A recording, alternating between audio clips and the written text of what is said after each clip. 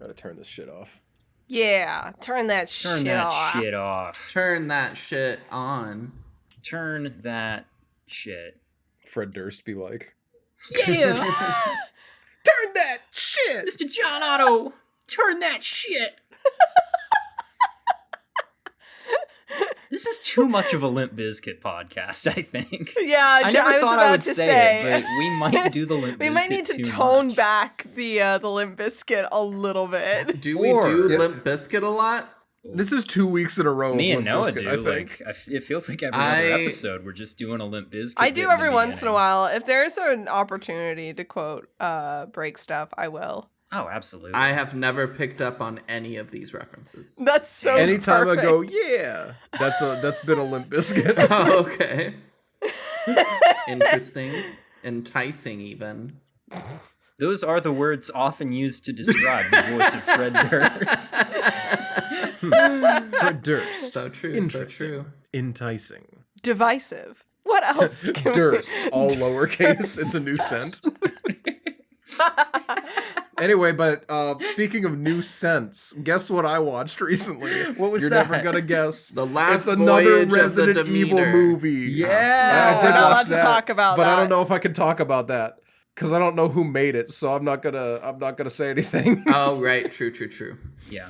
But I watched Resident Evil Retribution, the next to last one. It's All bad. right. It's bad God. All of them have been bad. Why do you Okay, keep well- doing this to yourself? because I bought the box set, and it's in English and Spanish. The one before. Yeah. So the one before this one had a plot that we were able to follow, which is Okay. the bare bones of a watchable movie. But Actually, I had no. it. Let me say something that I forgot to mention about the last one. Mhm. Y'all ever watch Prison Break? No. Well, someone in the audience has watched Prison Break, all right? And that's the important thing. And you know, My money's on Sean. Buzzcut McGee, the main character of Prison Break, covered in his Prison Break tattoos. You guys don't just smile and thumbs up for me. Smiling and thumbs up. Thank you, everyone. Everyone is smiling and thumbs upping. I Because didn't thumbs everyone up. knows who I'm I talking didn't thumbs about. up either. He's Shut lying. up. Jeff didn't even smile, if we're being honest. I nodded. That's the best you're going to get out of me. The only thing I know about So- Prison Break is that I don't respect any of the people I knew who watched it. Valid. Including my husband. Okay. Jeff is correct because the person we worked with who thought it was the smartest show ever is one of the dumber people I know. The guy who went to college to be a cop and then didn't. Just to make sure we're Yeah. thinking of the same guy. Okay, yeah. I didn't know he did that, but yeah, that adds up. You didn't know he did that? He has a criminal justice Okay. degree. L. Yeah, right?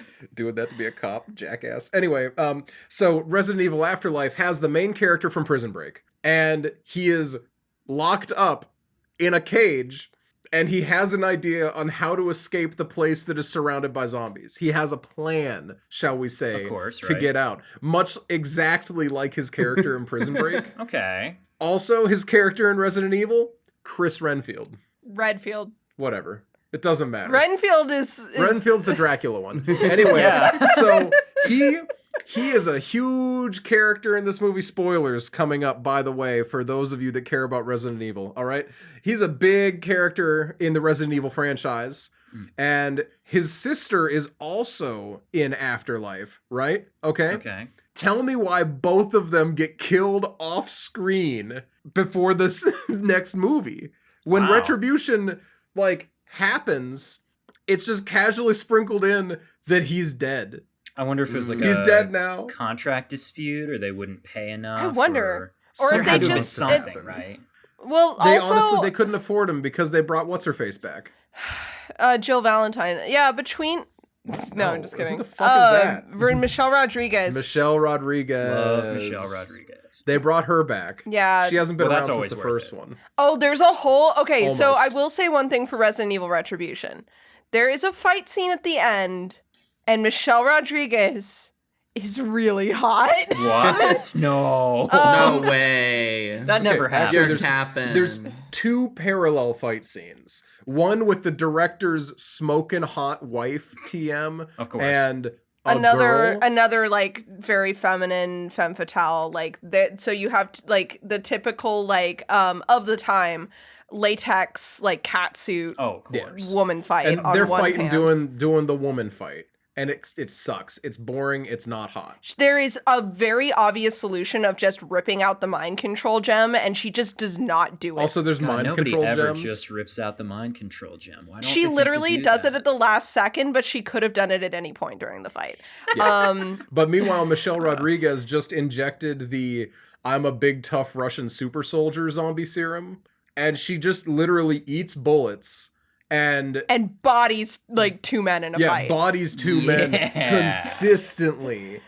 To the point where she has to, once the director's smoking hot wife is finished taking out her enemy, she has to then, like, the two men are already dead, so she's not even saving them. She has to turn her attention to Michelle Rodriguez, Yeah, who she has has to killed her MacGuffin her opponents. way through it. And they don't even kill her because she's unkillable. Well, yeah. They have to They trap drown her her. under the ice and let her get eaten by zombies God, under like the ice. Metallica song. Exactly. Yeah. Holy shit. Trapped under ice by zombies. Wow. Anyway, she's really hot in this one.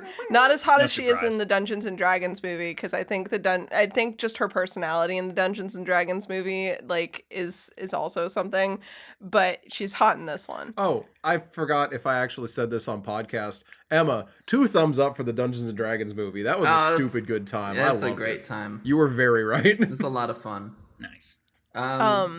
Yeah, that's a ghoul. Yeah, that's Nice. that's the That's a ghoul. The I have Resi another ghoul. one.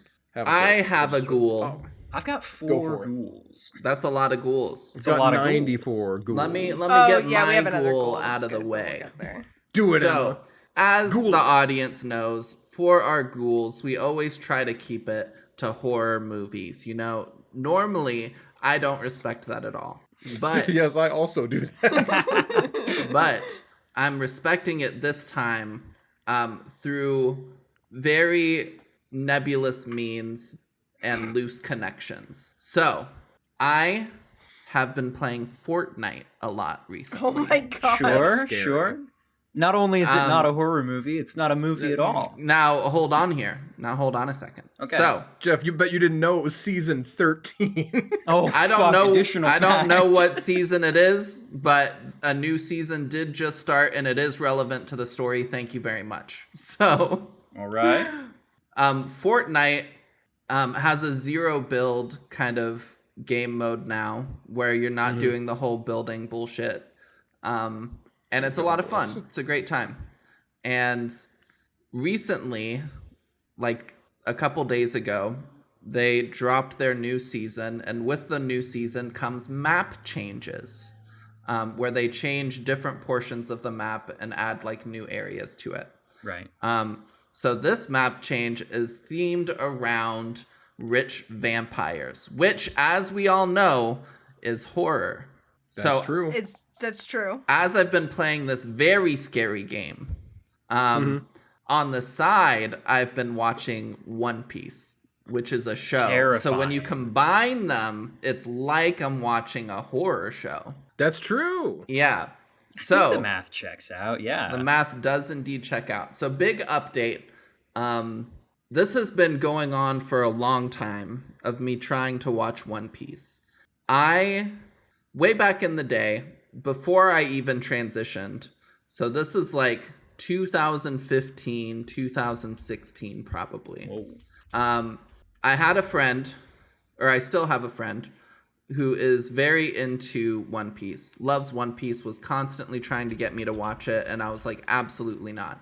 For the normal reasons of it being way too long. Naturally. And I had a number of shows that I wanted him to watch, and he would be like, yeah, okay, I'll watch them, and then never would. And so I made a deal with him. I was like, for every show that I recommend that you watch, I will read 50 chapters of One Piece. And he was like, okay, That's a commitment. Yeah. 50 chapters isn't too bad. Like, yeah, I could get in through manga, that. that's like, you could get through that easily, yeah. Yeah, I could get through that in a day of binge reading. So, or like 2 or 3 days not binge reading. Sure. But so I made this deal with him, and he was like, absolutely. He comes back to me a week later, and he's like, okay, I've finished 8 of the shows. You owe me Whoa. 400 chapters of One Holy Piece. shit. And I'm Treat like, that shit like a full-time job. Holy shit. yeah, for real. I was like, I was expecting you to like update me as you finished each show, and then like maybe spacing them out like Yeah, a like a week. regular person. Yeah. Yeah, or just at least let you know every time something was finished so that you could catch up. Yeah, one at a yeah. time. So like this turned into like a huge task rather than smaller bite-sized tasks that I was expecting. And ever since then, like I started reading the manga and got to, none of you will understand this, but someone in the audience might. I got to the Skypiea arc, which is very long and largely boring and bad, and I've hated it. I have been stuck on the Skypiea arc of One Piece for 7 years.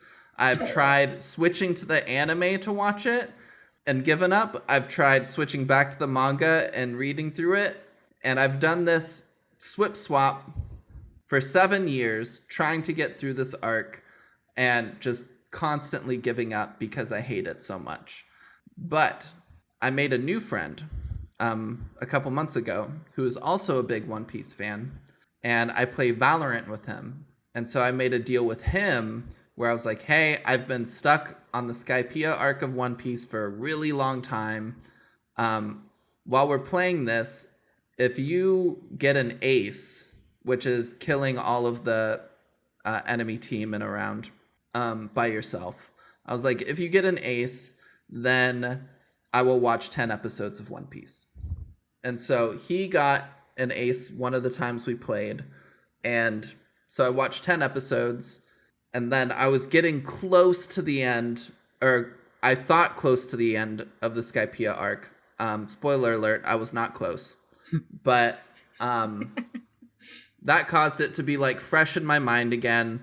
And so while I was playing Fortnite, I was like, I'll have One Piece on the side so I can finally get through this fucking arc.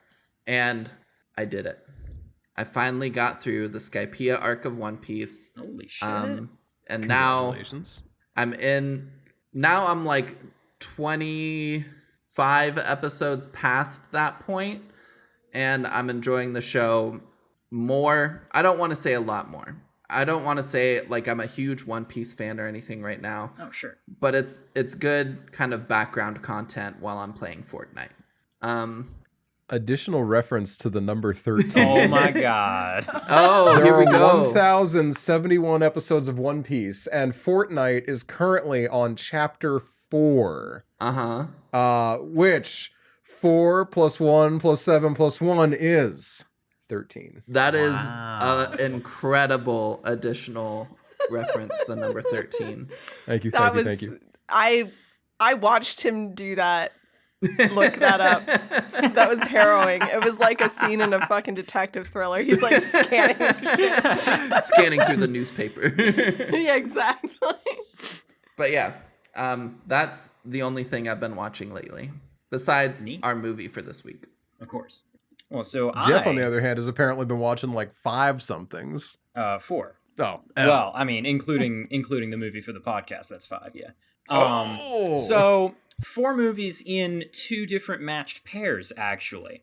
The most recent pair being, in the movie that we're covering this week, there is one Hugh Jackman, but I watched a couple of movies that instead featured a huge jacked man named Arnold Schwarzenegger. It was the first 2 Whoa. Terminator movies. Hey, I fucking love those. Oh my god, it's so fun.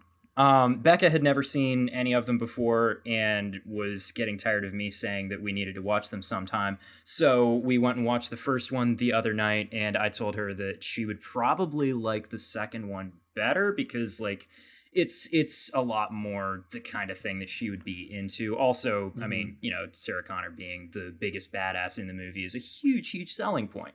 It's also largely considered to just be better than the first one. Yeah, and that's because largely it is. It's the Spider-Man 2 of Terminator. That's exactly what it is, honestly. It's tell you what, I love those movies. They are just real fucking fun. It's reminding me how much I love a dumb Schwarzenegger movie, so that might become a new thing for me again. It's wild how much less wide he is in the second one. He's still huge, but he's so noticeably smaller. Right? Like he's a massive man. That's the thing. Yeah, but he's if you a look at him wall- in the first The one, man is a wall he's of meat in the beef first wall. one. Yeah, like he was like Yeah. fresh off of his like world champion bodybuilder career at that point. And he just hadn't trimmed down at all yet. Fucking incredible. Okay, but the other two, the theme was their Guillermo del Toro movies. Oh yeah, Nina I has in remember the it. chat.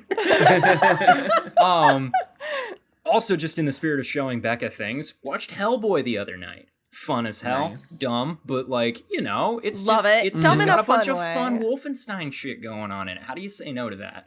And Ron Perlman. It's got come a on. Clockwork Man. It's got a Clockwork I love Man. my- It's got that I like love my the goofy guy with Clockwork the Man. Rasputin guy with the power glove that has all those tubes on it, so you know he's got great tone coming off of that thing. Oh yeah. Just a fun got it. watch though. But the reason that we watched that is because I had just watched The Shape of Water. Oh my god, I fucking love The Shape of Water. I don't know what I was expecting because I had been informed that it's like a lot more than what I was led to believe it was, because of course it's more than just the fish sex movie, right? It's the fish romance movie. It's completely different. Exactly.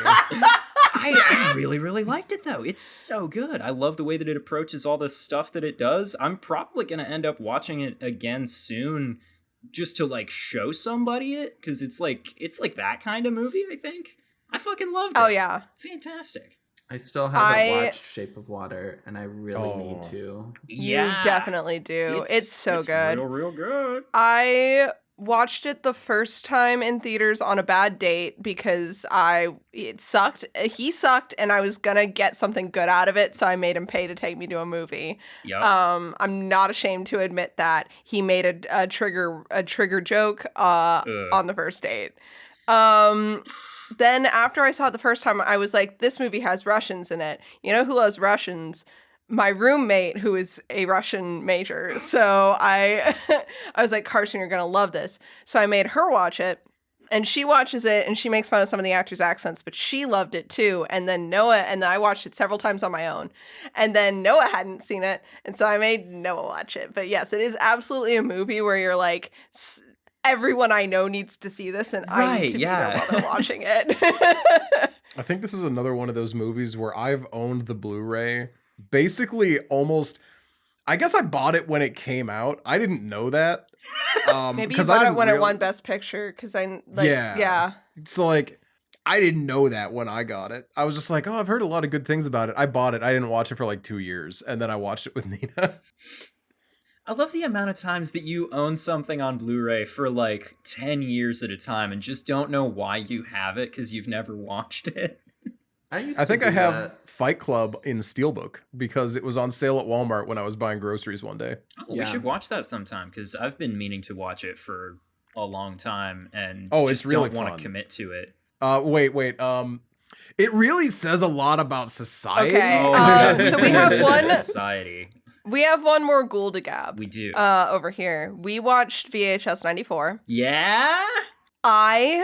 Let me tell you, I loved it. It's got me to the point where, because of 99 and 94, since the next one's another like year focused one, and it's in the 80s, I am so stoked. Right? I have completely turned around on this series. Do I have to watch the other ones? No, watch literally that one? just watch 99. You do not need to watch the first 98. No, but you can watch 94 and 99 with no knowledge of the other ones. It's 99 has some weird shit in it. 94 is the best one. Yes. Yeah? Like That's Head and pretty much Shoulders. how I feel about it, yeah.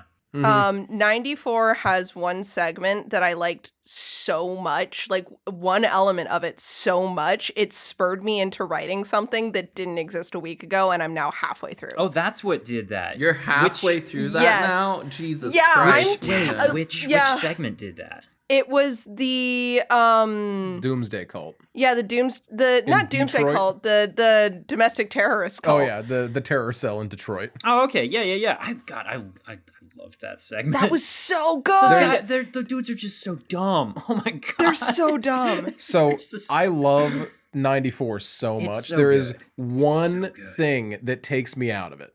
Only one thing. And it is The only thing keeping it from being like a 10 out of 10 for me, and instead it is a 99 out of 100 for me, Oh, sure. is there is one short that is in crisp HD widescreen. Oh, so mine is actually not the crisp HD widescreen one. It's the costuming in one of the ones that has like the shooting is great. One of the characters is wearing clothing that is so period inaccurate. It took me out of the main character of the funeral home one. Yeah. She's wearing like a really short skirt It and seems out of like place. period inaccurate shoes, and it really took me out of it. But everyone else's costume The was segment great in the itself HD is camera. fine. It's just the costume. Oh yeah, no, the segment is Mhm. fine. It's literally, and everyone else's suits are like very period accurate. Yeah, Oh yeah, that big wide 90s But yeah, shit. good VHS. good VHS. Jaw-dropping return from them. I don't know why they didn't just do this the first time. I think they didn't know what they wanted to do. You Because yet. they can were watch- stupid as shit. Yeah, you can watch the second one and you're like, oh, this is so much better. I don't know why they wouldn't go for something like this on the first one. Because it's the second Yeah. one even is head and shoulders above the first, but 94 and 99 are so much better than the second. Yeah, then they one. trip and Right. fall on their face for the third Viral one. Yeah, the isn't third one even like sucks. It's disgust. not- Viral isn't even disgusting or anything like the first one No, was. It's just not great. It's just not like good. It like they scramble a little bit, but 94 and 99 are good enough that I'm actively excited for the next one. But yeah, Hell so yeah. that's what we watched. That's the ghouls. Nice. Those are some good ghouls. Good ghouls this week, everyone. Good ghouls. Good ghouls. Good ghouls. Good ghouls. Do you guys need me to say it? Yeah, please. Some good ghouls.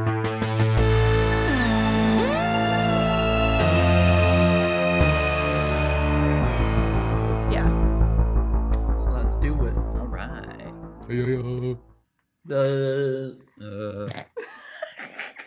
Come on, Nina, do the thing. No. The whole podcast is always just us trying to pressure Nina into doing things. Come on, Nina. All the cool kids are doing it. We say doing something stupid as shit. We're that watching no the one else has 3-hour ever done. torture cut of Prisoners. Come on. How's it going, everybody? Welcome back to Casual Obsession, the horror movie podcast where we watch horror movies. That's not the Asterisk. line. Hi, how's it going? I'm Emma. With me today are Noah, Hello. Nina, Hi. Jeffy Weffy, Oh, okay. Hate that. and today we watched Prisoners, released in 2013. Not Additional And technically- I'm Noah. Additional reference to the number 13. This was So released in true. 2013. Not technically a horror movie, but we're watching it because it's the movie that kind of started getting me more interested in horror movies. It was my slippery slope, you could say. Hell Prisoners, for those of you that aren't aware, is a movie where these two families who are close friends and neighbors are hanging out and their daughters are playing together. Their daughters go outside unsupervised and get kidnapped. And then the movie is about the investigation trying to find who did it and find where the daughters are, / if they're alive, / what happened. And also the families just kind of going through this crisis of losing their children and really kind of struggling with that in their own ways. It is a very intense movie, but I think it's really good. Yeah. We'll find out what everybody else thought soon. Speaking of what everybody else thought, Noah, can you tell us about the critical reception for this movie? My oh my, can I tell you some critical reception on this movie? Nice. Spoiler alert, we got an Ebert, not by Ebert, but It's not a on the real website and Ebert. it still counts. A Phoebert, if you will, fake Ebert. Okay. Anyway, though, IMDb, we got an 8.1 out of 10. Rotten Tomatoes, we got an 81%, which, I'll have you know, There's a lot of finger wagging is going on right now. only 1% higher than 1408. Oh my Okay. god. I'm just saying. Dude, I you even still liked mad at me for not 1408 liking and I'm embarrassed by you. 1408? No, I just think I personally love when we manage to have movies that are back-to-back similar ratings in any way. That is pretty great. Because, Especially when they're none of the totally rest- so different. Oh, yeah, but none of the rest of the ratings are similar. I mean, this beats it out by 2 full points on IMDb, so... Anyway, Metacritic 70%, Letterboxd 4.3 out of 5, which is also a lot higher than the other one. But I got an Ebert here, and if you want to read the whole review, because I flipped through the entire thing, and it's actually a pretty good review. It's a pretty good rundown of the whole thing. I pulled a paragraph and a half out of it that I chopped up to just like hit the big points. Cool. Okay. So I'm gonna share that with y'all today. I'm excited. Let's go. 2.5 out of 4. Very favorable. Hugh Jackman huffs and puffs and screams and roars throughout the film, and it becomes monotonous. But what all that behavior tells us is that this is a weak man who needs to feel powerful. In one telling moment, while murmuring the Our Father, he is unable to say, "As we forgive those who trespass against us." Scathing review of Hugh Jackman. Dang. of Keller, but sure. Take that, Whatever, Hugh. same guy. Gyllenhaal. Is it Gyllenhaal or Gyllenhaal? Gyllenhaal. Yes. Gyllenhaal is great here in a role that must have looked rather uninteresting on the page. It looked uninteresting on the screen, but okay. Aaron Guzikowski's script, so packed with religious symbols that verges on a sermon, is excellent in its spare and compelling portrait of Loki. ... Because there's a 3 or 4 more sentences in between these two things. Okay.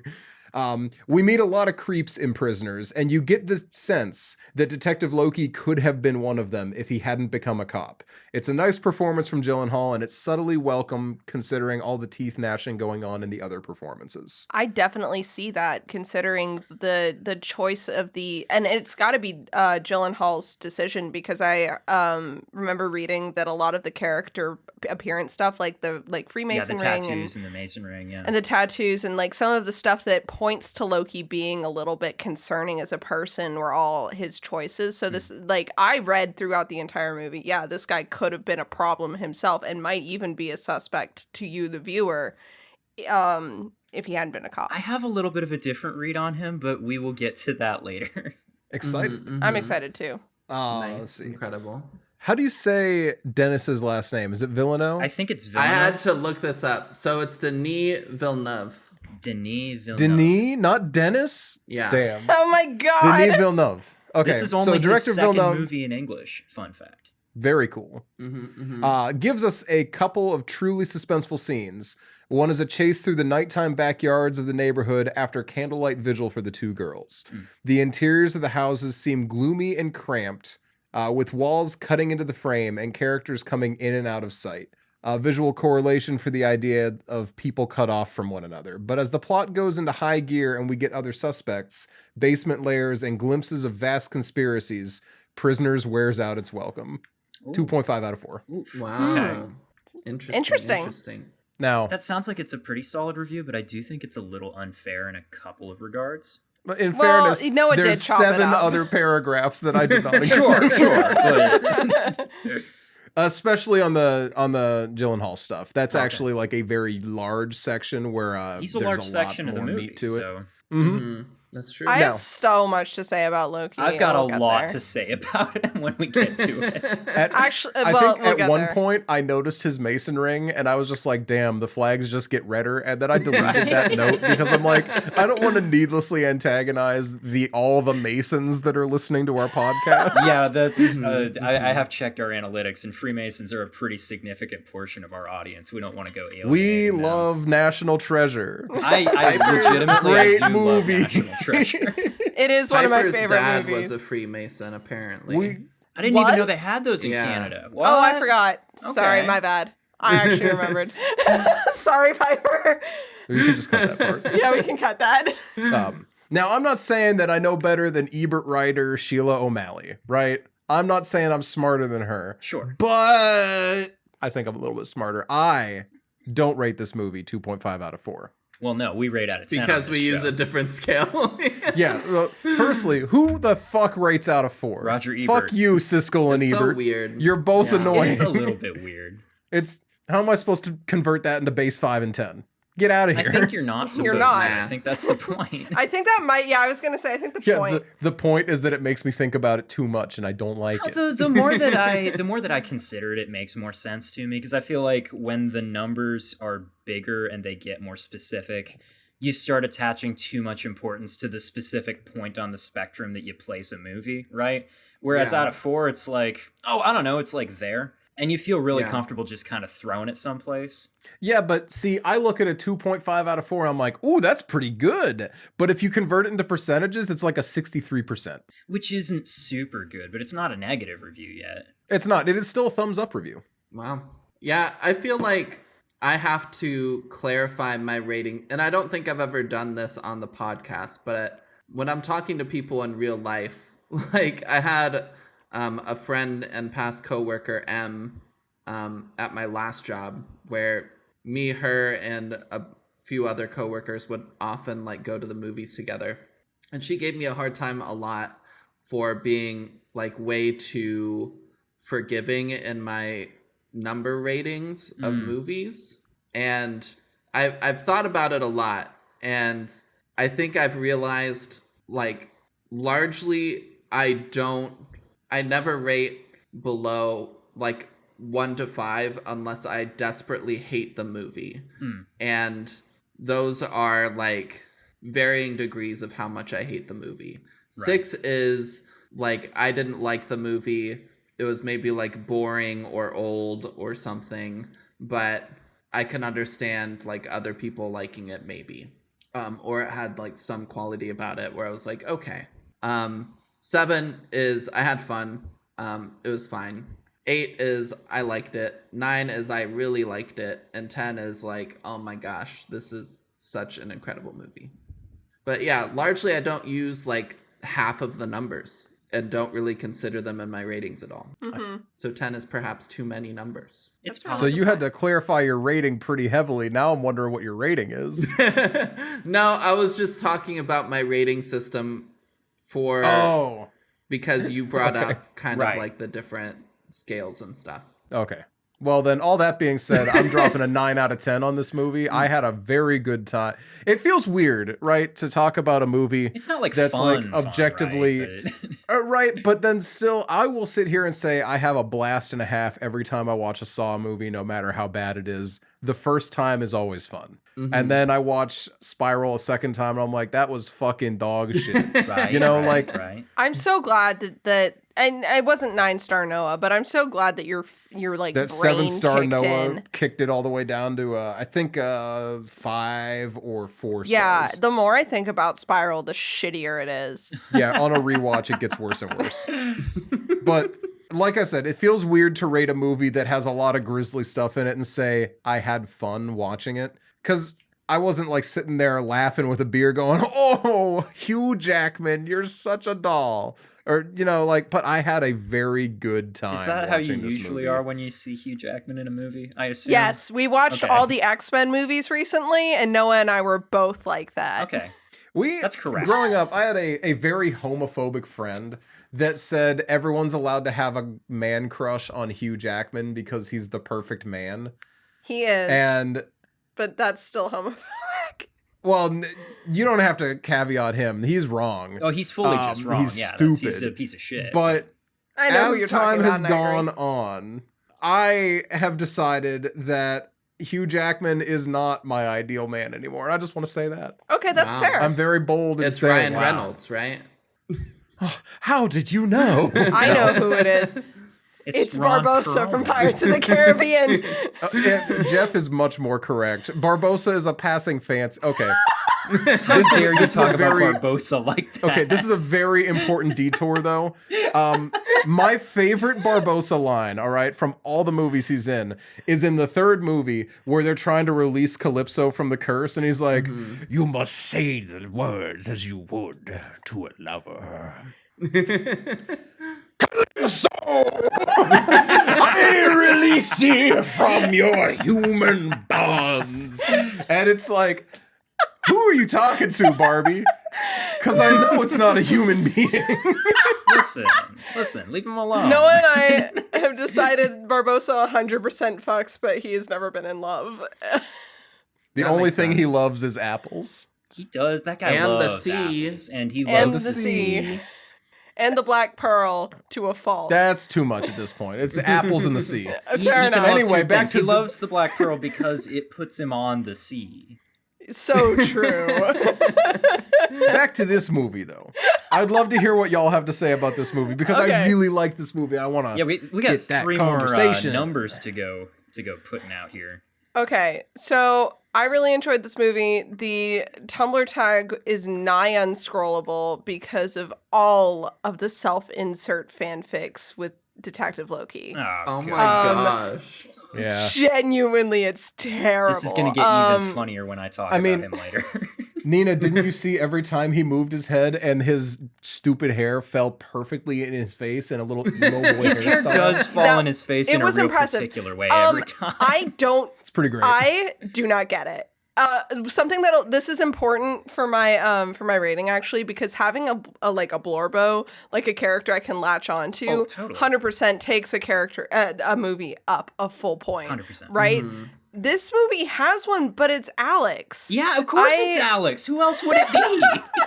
God, He's just a pathetic little dude. Detective Loki. Anyway, Loki is an incel, low key. I can see that, yeah. But anyway, he's a Volcel because he's so committed to the job. yeah, he's married to his job. Did you see him shit a brick when he thought he failed one assignment?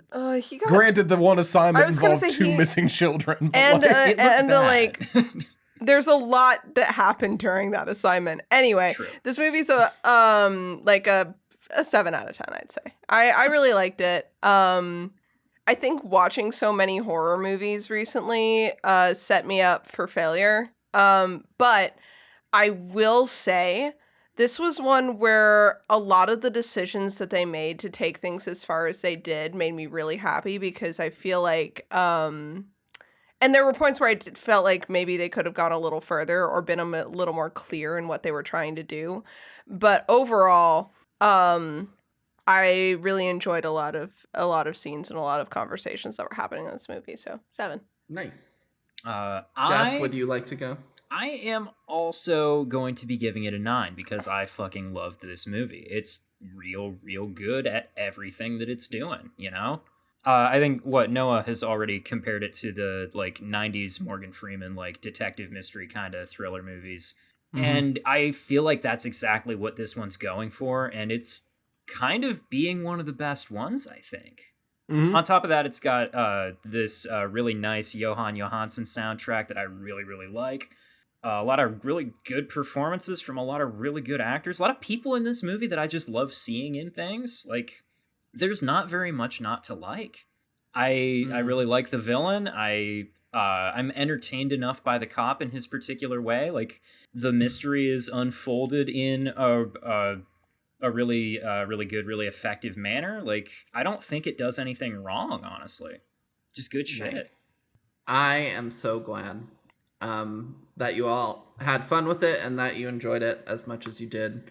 Because me, on my rewatch, I was like, this is really intense. It's a lot. And I'm like, the pacing's pretty slow.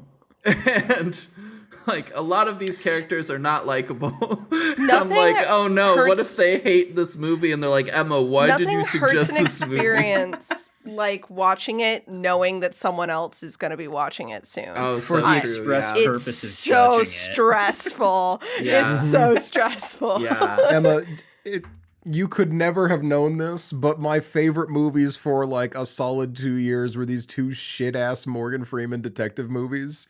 Along Came a Spider and Kiss the Girls, which are the bad versions of this. Oh yeah, Along Came the... I literally was watching it the whole time. This is just what I wanted Along Came the Spider to be. Yeah. Mm-hmm.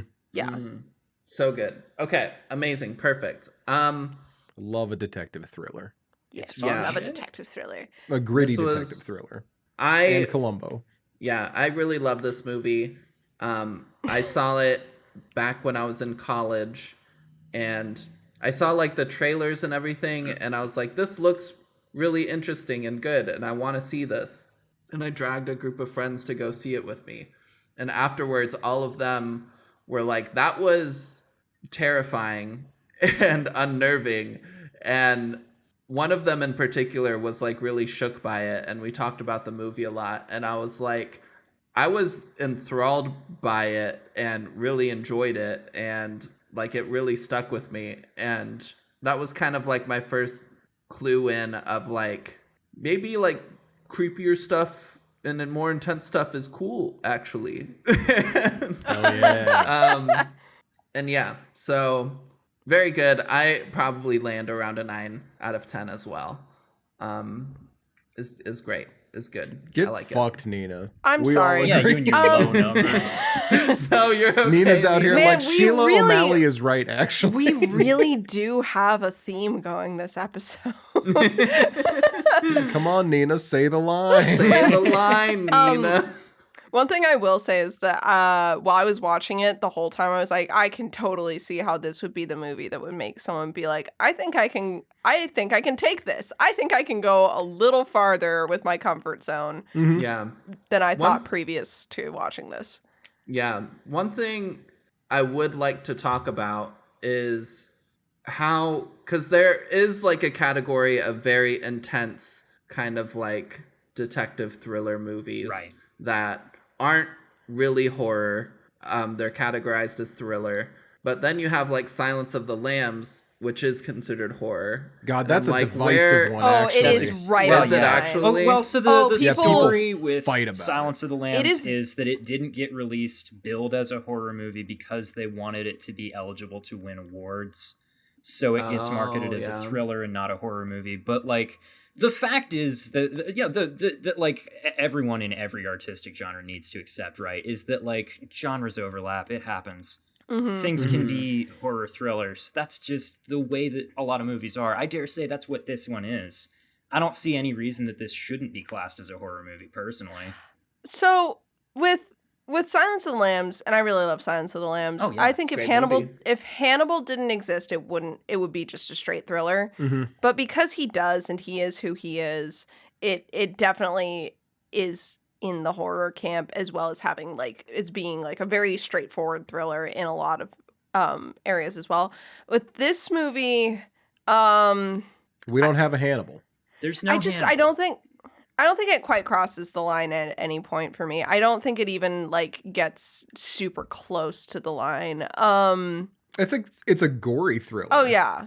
But in the same way that like war movies aren't horror movies, I guess. Right, in that regard. But I exactly. like it. Things This can- is like a very, what is it? Rated R or PG-13? R. It's got to be R, right? This is Yeah, it's R. R. Yeah. Oh, duh, because it was NC-17. Yeah, Yeah, that's right. originally. Yeah. This is probably the hardest thriller I think I've seen yet. Mm-hmm. You know, like as far as like close to the line. You know, Here's my thing. I don't think any of the gore or torture is like meant to scare. no.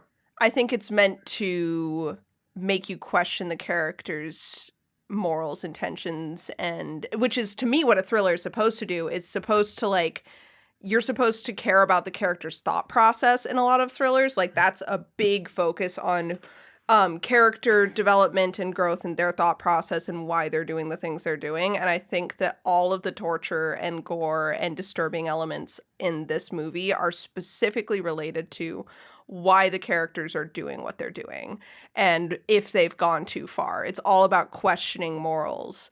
Versus in a horror movie where a lot of the time it's directly intended to disturb or scare. So that's obviously like on the spot I'm thinking of it, and it's pretty like not super strong, but I feel like I could defend that if pressed. I see that, and I feel like that's a well thought out position. But let me tell you that you're wrong because Okay, go for it. Sources that I made it gonna try and the fuck argue. up. I'm not gonna try and argue, but like I do kind of feel like there's not so much difference between one particular flavor of media that's focused on eliciting like a negative, like a discomfort kind of response, and one that's going for like a slightly different discomfort response, you know? Mm-hmm. I feel like there's only like so much difference between it, and I feel like I tend to think that a lot of thrillers, a lot of like, you know, dark or psychological thrillers as they get sorted, is like, you know, they're kind of just horror movies for people who don't want to say that they like horror movies in a way, you know? Yeah. And I think like from my standpoint, and I was doing this for a while and I kind of stopped, but when I was doing the scary rating for some movies, I would be like, largely it's like a 1 or a 2, but if you have like this specific fear, it's Right, this. yeah. And I think a lot of horror is about targeting various fears. Yeah. Mhm. And this I feel like if you had a fear of like losing your children or something like this, this would fuck you up. And I'm like, this I is gonna feel hit like a parent that's way harder than it hit me. yeah, I feel like that is a very valid kind of genre of fear that Oh, totally. like horror movies hit. And in the same way, I'm like, if I was a parent and I was watching this, it would definitely freak me out and like affect me a lot more. And I was like, so how is that not horror? Yeah. But that is a big conversation and a big question Absolutely, at large that we obviously can't tackle. No, not today. Yeah, no. I don't think it's a question that can be tackled. I think it's something that obviously has been in discussion in the horror genre forever about all things. I was talking to Noah. I've been right now there's a really great scene in Talk to Me that has some great scoring and a great song in the background, and it's finally like picking up traction on TikTok and stuff. I know exactly which one you're talking about. Yeah. I love that movie a lot, and it's only grown on me since I've seen it, but it's so obviously a horror movie. And people are in the comments debating about whether or not it's actually more of a thriller. Like, there were like several comments being like, I don't think Talk to Me counts as horror. I thought it was more of a thriller. And I'm like, in what fucking world? There are some movies I get that with, but Talk to Me? This is why I always feel- argue against anything being referred to as a thriller. It's a bullshit genre, you know? I just... That's why I'm like genuinely now I'm on it too. every single time I've watched a horror movie and I've jumped in like the comment sections on like YouTube or something, people are constantly like, oh, is this this movie didn't scare me at all. It was so dumb. Yeah.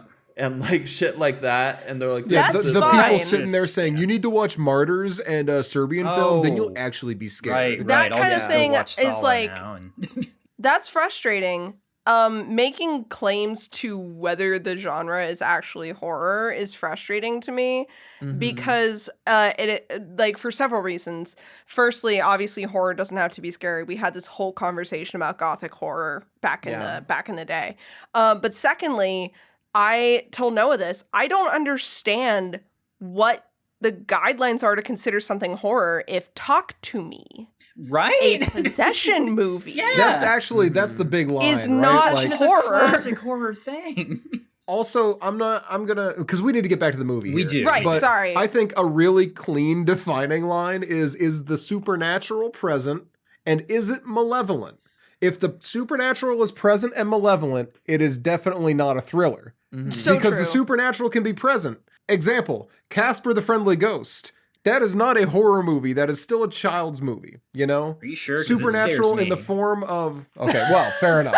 But supernatural in the form of, Jason. someone's dead spouse giving them directions and help from beyond the grave. That's not a horror thing. like, But- what is the movie Ghost with the pottery scene or whatever?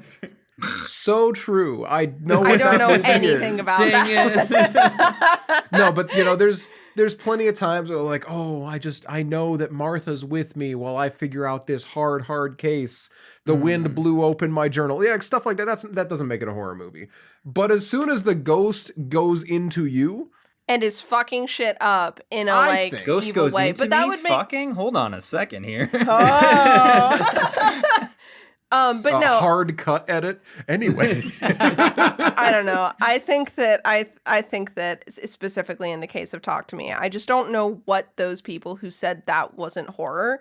I want to know what they consider to be horror you don't because there are a bunch of It's people Cannibal who are Holocaust just. is what it is. It's literally just those people Yeah. that are like, only the most shocking, obscure shock horrors are real horror because That's- they're the only things that elicit a gut reaction what from a me. sad. Also, I sad love existence. Friday the 13th. Of course. That's what those guys are like. What a- One of the big slasher names. They'll pick one. What a pathetic And the others existence to suck. lead. Yeah, no, it Enjoy is. things. Well, also you, to you spend all your bastards. time arguing about whether things fit in a genre based on whether you like it or not. What are you, metalheads? Shut up.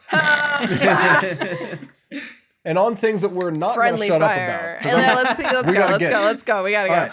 We got content warnings. And there's a lot in this one. There's a lot of We got content. child death. We got torture. And I figure you guys probably saw that one coming. Bet you didn't see the rest of them because we didn't mention them yet.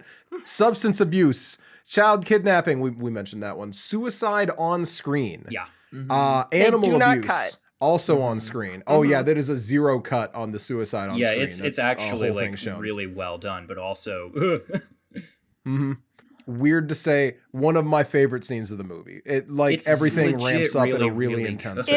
way. It's really well done, and it works for this story really well, Yeah. especially knowing the context of everything Yeah. that has happened. Also, but specifically, sorry, just to call out like animal abuse. yeah. Yep, that For was one, there's a deer that's shot and dies at the beginning of the movie, and Oh, the yeah. dead Very body first is scene. shown. But also, the other animal abuse scene in this movie is really fucked up and gross, and it does like show it. Yeah, Um, it's really strangely. It's uncomfy. Yeah. Um. The dog doesn't die. So, dog doesn't die. yes, the dog does die off screen. Oh, does it?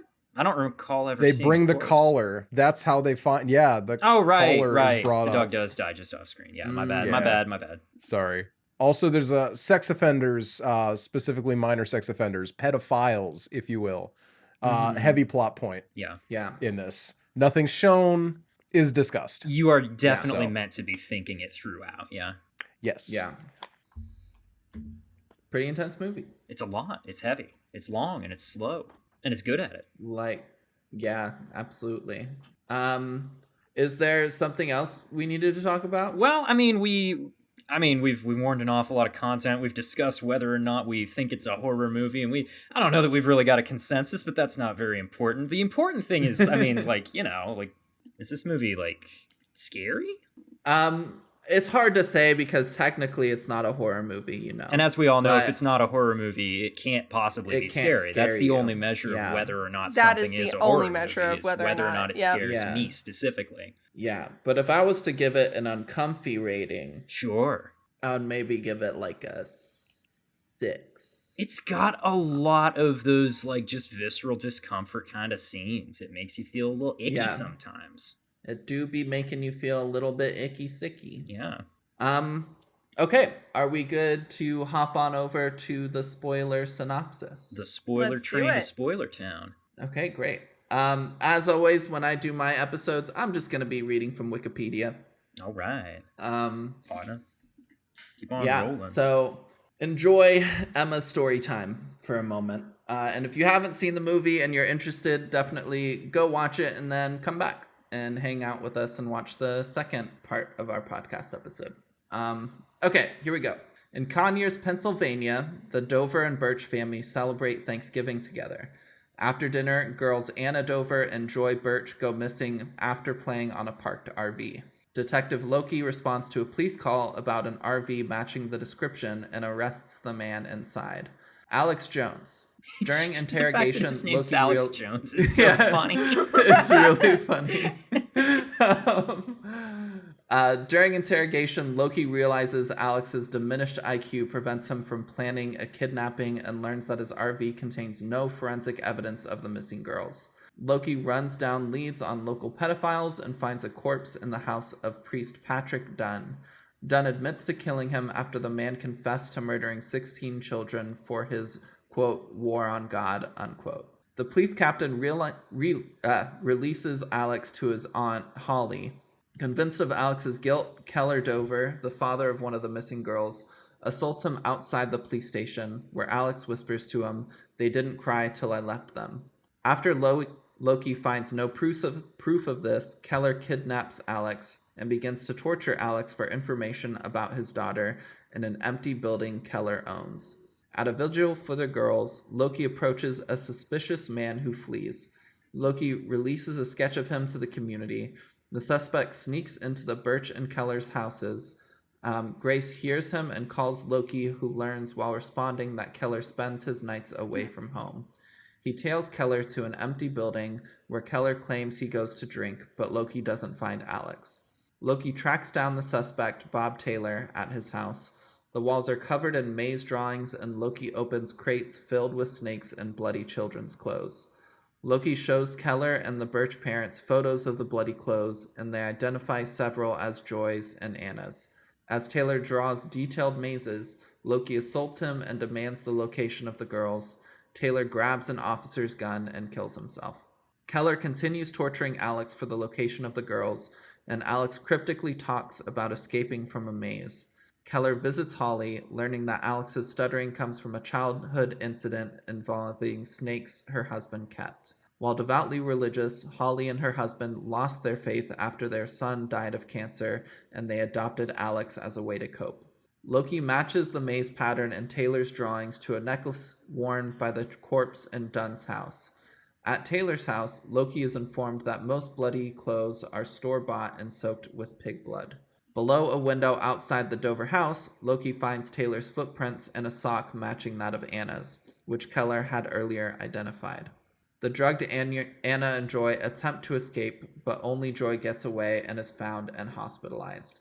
When Keller questions a woozy Joy, she remembers little, but tells him, "You were there." He immediately rushes out.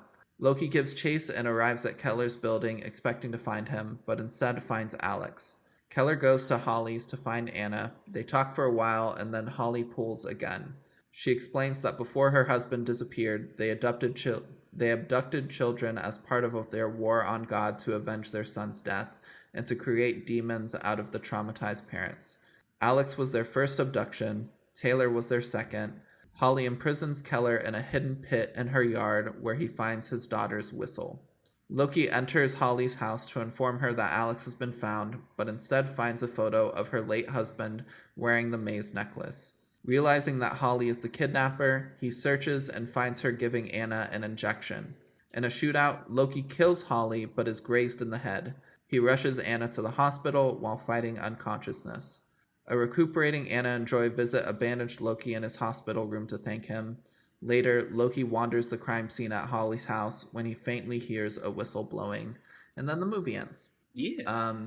This is also very not detailed at all. Yeah. Skips over a ton of stuff. Skips over a ton and does not really go into detail on many things in particular.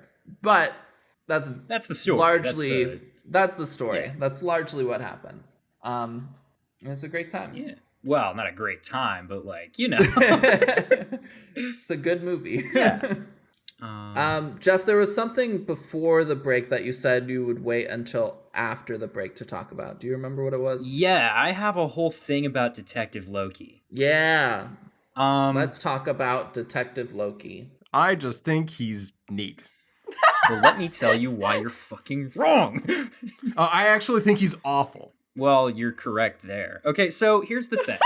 I have watched this movie twice in the last 3 days because that's what I try to do for the podcast. Usually I try to do the first watch like earlier in the week, actually, so I can have more time to like sit with it before the second watch. But I didn't realize how long this movie is, so I did not space it appropriately. In any case, the first watch, I was a little confused by Loki's character because, you know, like I'm watching a mystery movie and my Giallo brain is like, this cop should have a thing. Giallo cops always have a thing, you know, whether it's stealing people's mail because they collect stamps or like, you know, something of that nature, right?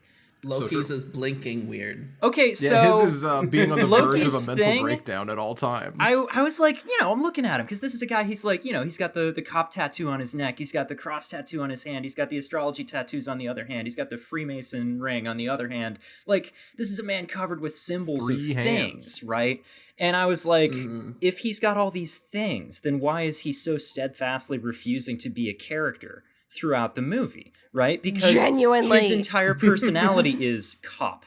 And the moment he is asked to do anything beyond that, he clams up and like doesn't say anything until he can figure out how to just cop his way out of the situation. And that's when I realized, okay, that's his thing. He's a fucking dumbass. This man is stupid as shit, and he's not good at his job. But somehow, he's still the smartest cop in the movie. Okay, let me just... I've got like a list of things written out here. One of the most glaring things, though, you look at his car. The coppest cop car to ever cop car, right? Yeah. Did you notice his inspection's out of date? It is? This movie is set at Thanksgiving, and his inspection stickers say April. Oh, I forgot this movie's set in Pennsylvania. Oh, yeah. Also, Pennsylvania. Whoop, whoop. Woo, inspections every year. It's, while it was all filmed, it was all filmed in Georgia. It's filmed in Georgia, yeah, which you can tell if you look at the trees, I think. It is set in fictional city Delco, Pennsylvania. Delco's a real place, Delaware dude. County. It is. Yeah, but It's a fictional part city of in it, though, Delco. yeah. And honestly, the buildings look right. The place respect looks good. for the fact that it looks like the Poconos. Full on. Like, it looks just like does. it looks It like looks any like- number of it just looks small like town Thanksgiving. Pennsylvania places. Mhm, Yeah, it looks mhm. like Thanksgiving in the past like 3 or 4 years of my life. Yeah, so. very So convincing. anyway, In any case, though, yeah, if you look at the inspection stickers on his car, he's like 6-7 months out of date. oh, who's gonna arrest him? Him? Well, sure. And on one hand, it's like, okay, yeah, this might just be an He'd never ACAB catch thing. him. But then also, the scene where he's opening all the boxes full of snakes, and he Mhm. keeps just like He just keeps going. leaving them open and opening the next box of Sir. snakes and being consistently surprised. Another box of snakes. Another Another box of box. Another snakes. box of snakes. And then when he finds the one with Exactly. the notebook in it, he is so like focused on the notebook that then he's surprised when there's snakes on his boots. Mhm. Yeah. Like Mm-hmm. Also, that man never uses gloves once. He uses his he pen to handles pick all a kinds of sock evidence once. and he never wears gloves. And this is when we all know that you're supposed to wear gloves. DNA evidence exists in 2013. Yeah. Okay. Okay, also Can I, before we go any further, can I say something about Detective Loki? We've Mhm. already mentioned that he's like 30 seconds away from a mental breakdown at any Oh, point. sure. Um, He doesn't sleep through this whole movie, I don't think. Okay, that was Yeah. exactly. So I'm currently in a period at my workplace where I am not doing great and I'm being overworked. And at the end of every like stretch of a couple days, I am like fumbling shit that I know like the back of my hand. And I was finding myself relating to him increasingly in the fucking snake box opening scene because Oh, those sure. to me are hugely relatable like sleep deprivation stress symptoms where you're just like so You're fucking just doing focused the on like thing, yeah. you're just doing the thing. I know Jeff knows what I'm talking Oh, about. absolutely. Nobody knows more about just so- doing the thing than Mhm. me. Uh-huh. But yeah, like I did feel like that specifically, I never thought of his actions as being stupid because he was stupid. I thought of them as him like pushing himself Sure. way too hard. Okay, and for the snake thing, I can forgive that, right? Mm. But also, when he tails Keller, and he's doing the shittest tail job you've ever seen. Yeah. He's just a cop. Sure, nobody's ever taught him how to tail somebody. I understand. And even the training that cops get doesn't work. That's why they're so easy to spot. Sure. And on top of that, it doesn't help that he's driving the cop carest cop car to ever cop car, right? Mm-hmm. But when Keller pulls into the liquor store parking lot and Loki stops to sit and watch him, there is a perfectly In the middle available of the parking lot for him to pull into and be able to watch from there. But instead, he stops in the middle of the road, right by an intersection even. And then someone pulls up behind him and honks, and he doesn't fucking do anything for way too long. This man's dumb as shit. You cannot convince me of anything else from that one scene alone. He's just tired. He's just tired. So tired. I don't so okay, as much as I'll defend him and be like it's sleep deprivation, which I will also It's attribute clear that even without stupidity sleep to. deprivation, all he knows how to do is I- yell. Just don't understand why people, because this plays into like what you were saying about he just refuses to be a character. How are people simping for this man? Yeah, what are they simping What are for? you simping after? He's just a man doing a Okay, job. okay. Y'all need to back off. This guy is peak Tumblr guy. Is he peak Tumblr No. guy? He's not a twink. He's the not. other side of peak Tumblr guy. What do you mean? He's mysterious white guy. Okay, so that's the other thing is people keep calling him mysterious. That was in one of the like Okay, let me. descriptions for this fanfic. He's No, not that mysterious. No, but in the you can description read. for this fanfic, it says you are a forensic scientist, like you're your name character Right. is a forensic scientist assigned to a case with the mysterious Detective Loki. Mysterious where? He is what? He doesn't But have that's enough what I'm depth to saying. be mysterious. The most basic surface read of this movie is that he is the mysterious Detective Loki. Who knows what he's doing? Why is he spending Thanksgiving Right. So alone? some Oh people no, will- it's because right. he's a weirdo. No one likes him. His boss doesn't like like him. No. him. His coworkers stay at a distance. And of course they do. He throws a fit in the middle of the office and smashes his his entire computer. and they all Like, just kind of stand there. Exactly. No one likes this man. That's why people love him. He's an edgy loner. Right, and a lot of people... That's why people are horny for him. He's an edgy loner, and he's Jake Gyllenhaal. I know a lot of something people about... will read What's that? I'm just going to say, a lot of people will read a lack of character as ample room for projection and mystery. And I get that. I do find that with certain characters. I think that the lack of character is so intentional on this point where it's like we're supposed to, especially with the tattoos and stuff, I think it's so that we kind of understand that this is a man who's consistently like grasping at meaning, but maybe doesn't have the mental capacity to actually like understand why other people have faith and such. But other people are like, oh, he's so mysterious. And I'm like, no, he's really fairly easy to read if you are paying attention. Can I say something I really liked about Detective Loki? Oh, sure. Yeah. Actually, I'm going to say two things. One thing that I respect about Detective Loki, but is that he's the troops. No. So, Noah just did a salute for the audience. Don't say that. I can't have my reputation ruined. No. So when he comes across the snake containers and he opens the first one and it's a shit ton of snakes under clothing. And then he opens the second one and it's more snakes. I'm like, I respect that he kept looking through all of the containers, because I would have just called like animal control and been like, yo, I need you all to come out here and then like let them handle all the snakes and like searching One might all these argue extra that's containers. what he should have done. It kind of seems to me like he could have just put the lids back on the containers and then kept looking. Like, you open it, you see that it's snakes inside, and you just close it again. It seems like that would be easy, but okay. Yeah. But I mean, he was so focused on trying to find these girls. So I'm sure he was just like panicked, like thinking they have to be in one of these boxes. Maybe they're in one of these boxes with a bunch of snakes. Sure. Like, yeah, I gotta understand find them. it. But the other thing I really like about Detective Loki is I feel like in a lot of movies that depict cops or in shows that depict cops, they're shown as very like pro-cop and very like heroic kind of figures and like nice people and good people. Like at no point does this movie try to convince you Detective Loki is a good person. Yeah. Like he is a piece of shit. And like I love that every time it shows him interacting with the family, just like how like shit cop he turns into. Yeah. Oh, he's of, like, texting. He's like, sir, I understand. You need to calm down. Yeah. And like all this bullshit writing, kind of like honestly. talking down to people constantly. And I just love how they depicted Detective Loki in that way, and how like you have this really shitty cop who's kind of like an anti-hero because he's a shitty cop and like a bad person, but they really like let that stick throughout the movie rather than trying to kind of like flip this heroic angle on him. And I appreciated that. The Tumblr girlies are insane. I mean, I have found 2 posts that I'm sending to the chat. Oh no. They're by different people, completely different people. The first one is I'm roasting random Tumblr people. I'm sorry if any of them are listening to this. One person says, nobody asked for this, but I recently rewatched Prisoners. Such a really cool film. Doesn't hold your hand. I fell in love with Detective Loki all over again. He's such a cool character because he's really up for interpretation. Oh no. I feel like it's half of it has to just be the fact that his name's Loki, right? Oh, Yes. 100%.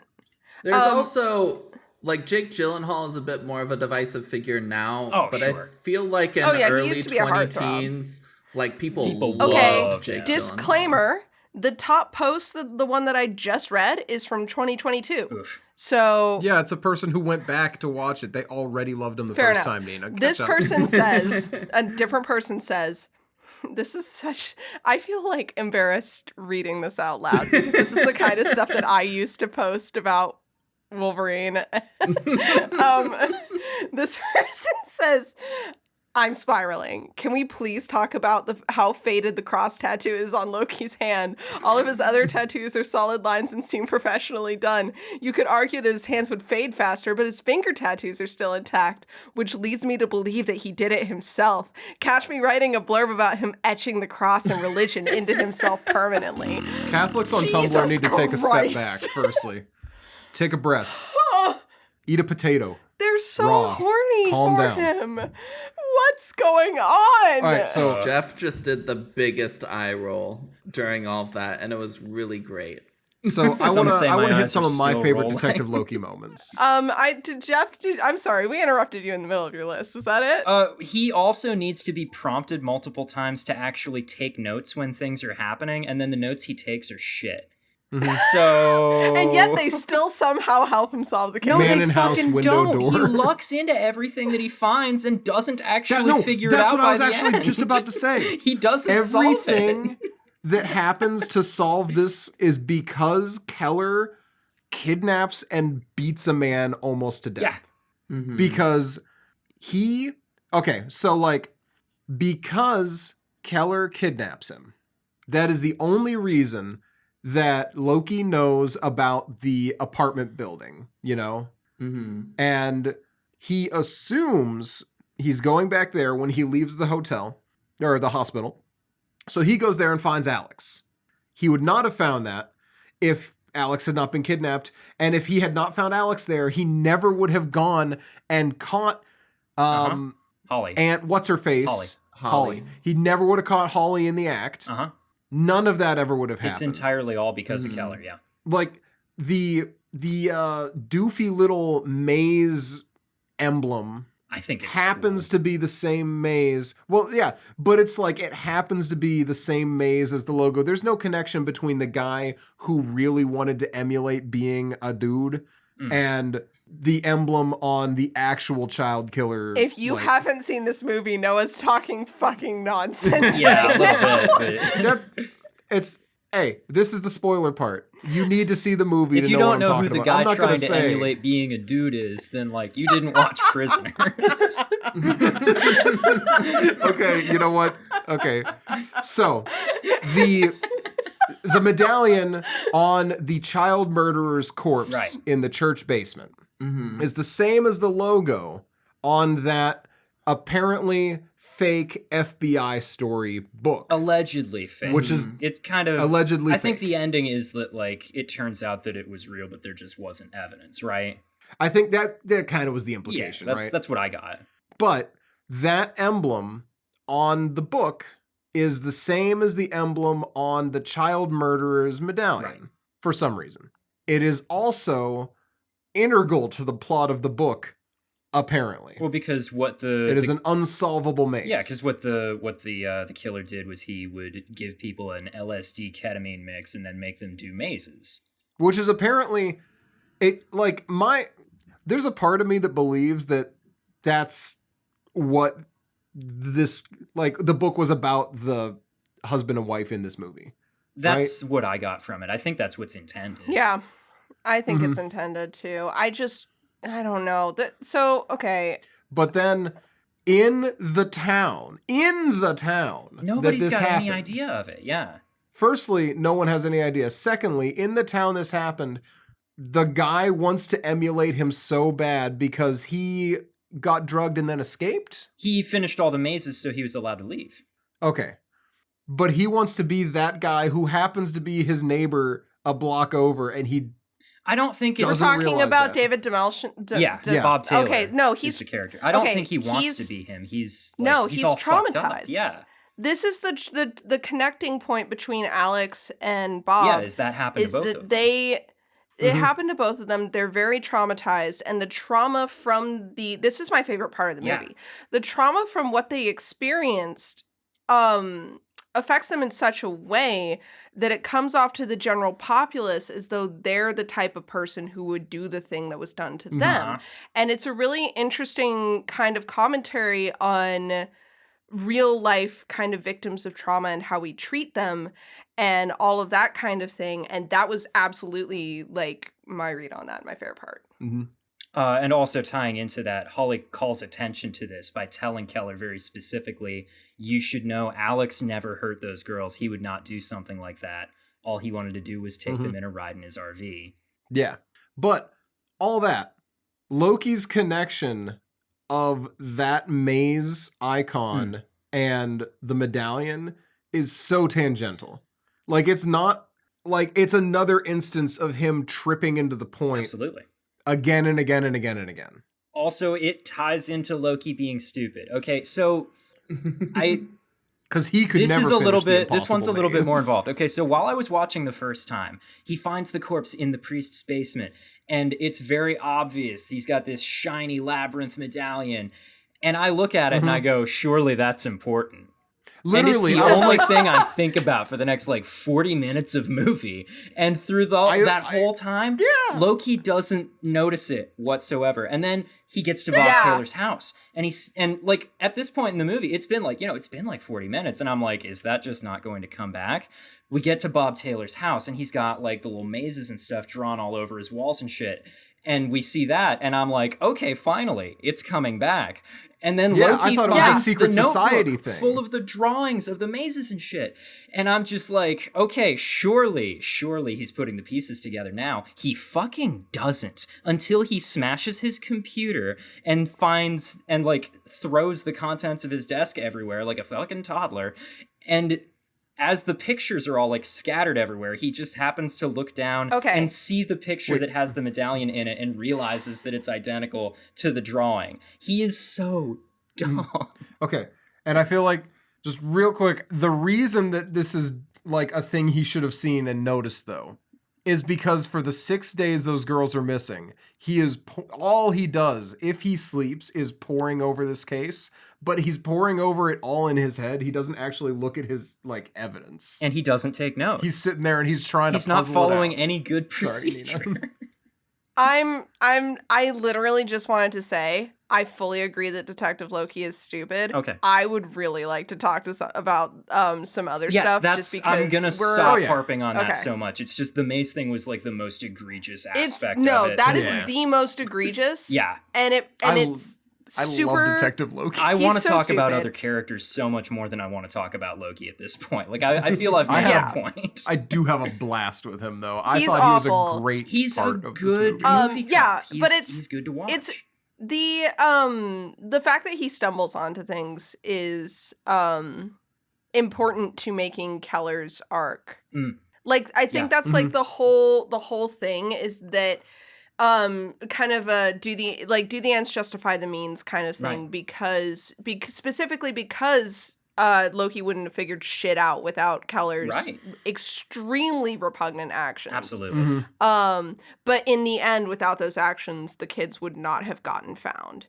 And with the kind of religious themes in this movie, does it mean anything that he had to undergo some stress, getting shot, being trapped in this pit, potentially bleeding to death as kind of a penance for what he did? Does it mean anything that Alex was eventually reunited with his family because of Keller's actions, even though those actions put Alex through so much pain? There's just so much interconnected kind of stuff there. Very morally complex, I love it, which is why I only have one real beef with this story. Okay. And that's that I just don't fucking buy the villain's motive very much. I wish we had more time to kind of hear flesh it out. What the fuck is going on there and flesh it out, because I get the bones of it, but she really just kind of restates something we heard earlier in the movie, says something about turning the parents into demons. And then I don't get it. I don't get how that ties into what happened to her. I don't get how that ties into what they did to Bob and Alex, or how letting them go would at all make, how they let Bob go and how they kept Alex. How does that factor into their stated intention and motive? I don't necessarily get it, personally. Yeah.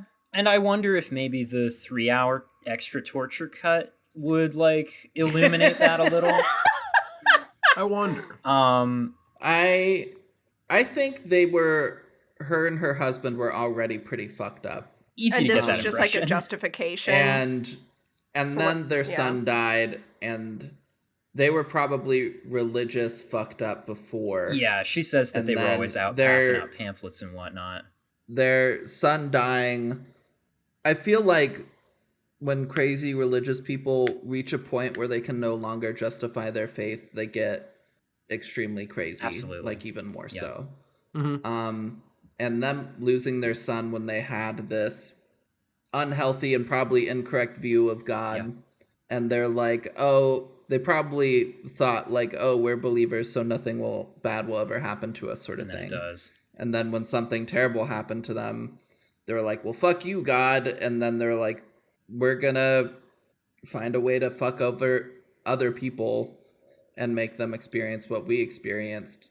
And kidnapping children, like she said, of like kidnapping children makes you lose your faith and kind of turn into demons. Which is like the whole kind of like thesis point of the movie, because Keller Dover, that's his name. Keller Dover. Man's got two last names. Two last names. I mean, he was already a bit fucked up. For sure. Because I think it's heavily implied that he killed his dad. I kind of Is that what you got out of that? Too. Okay. I didn't. Yeah. Wait, hold on. What I got was that he was fucked up over his dad's suicide, but okay.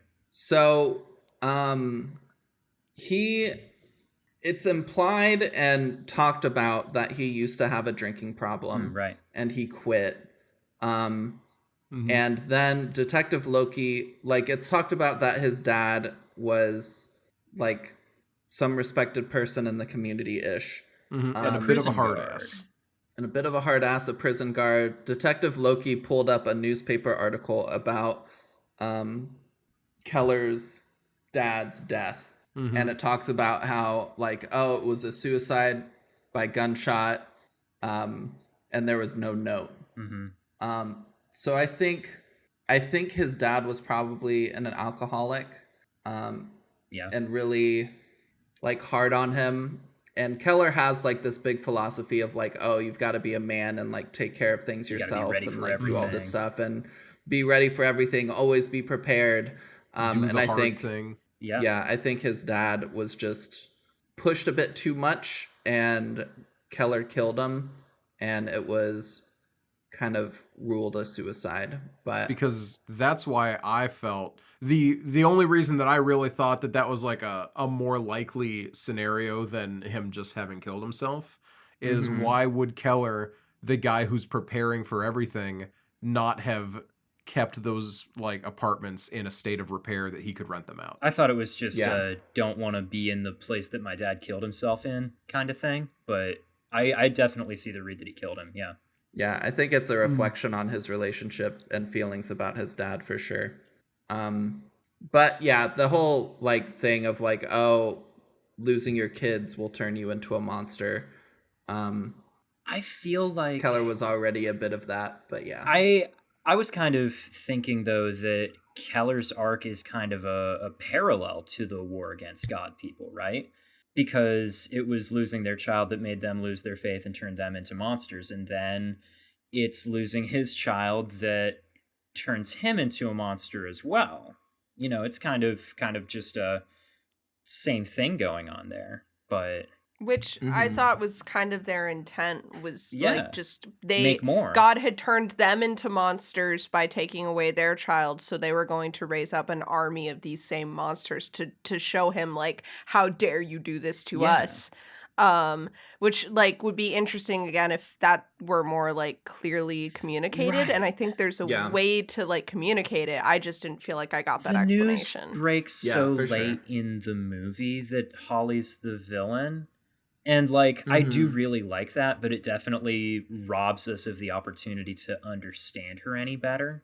They're so focused at that point on stuff shocking you with the twist. Right? And then, they want you to be like, whoa, I didn't see this coming. I thought it was going to be a pedophile guy, and then it was a woman. It's a woman? We had, like, 4 woman characters in this whole movie. Bet you didn't see that one coming.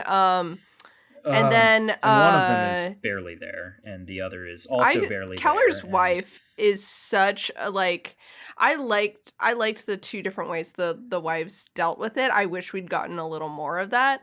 But I understand why we didn't. We really were focusing on everything else. But yeah, at that point we're so focused on kind of bringing we're doing another torture thing, right? Like we've had our one like torture sequence with Keller to Alex, and now we're kind of reversing this and we're doing a similar kind of victim perpetrator dynamic with him and Holly, and that's what they're so focused on, is establishing that dynamic.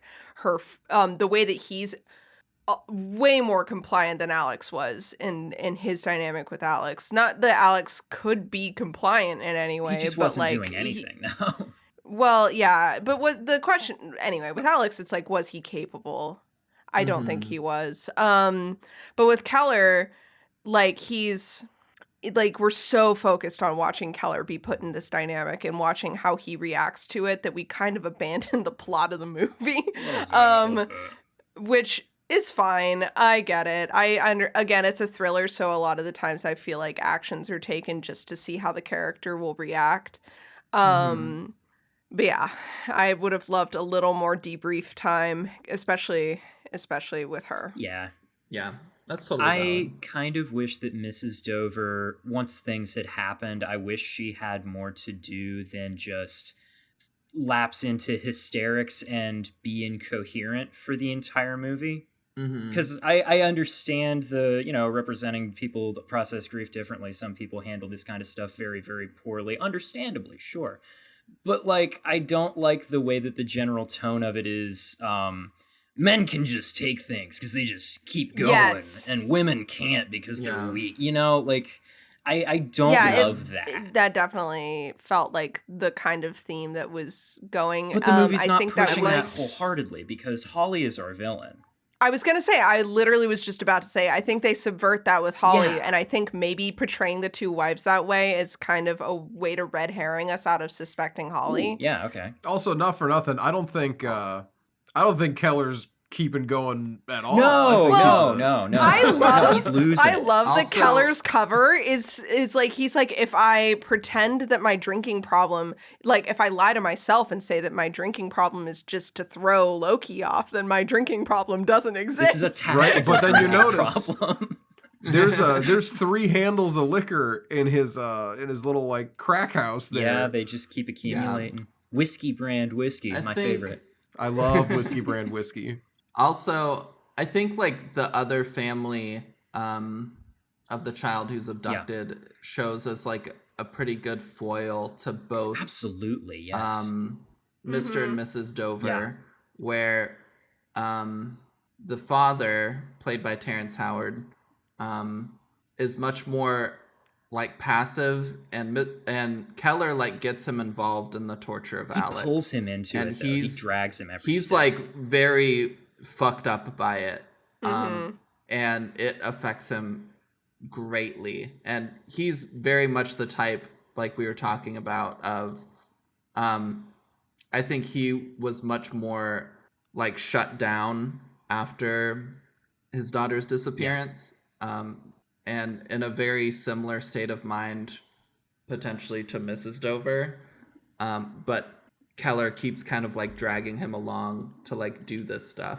And then Viola Davis's character, she is much more active. She gets more but we involved, obviously don't see that too much because the other family isn't like shown a whole lot in the movie. Because maybe in the torture cut. Maybe in the torture cut.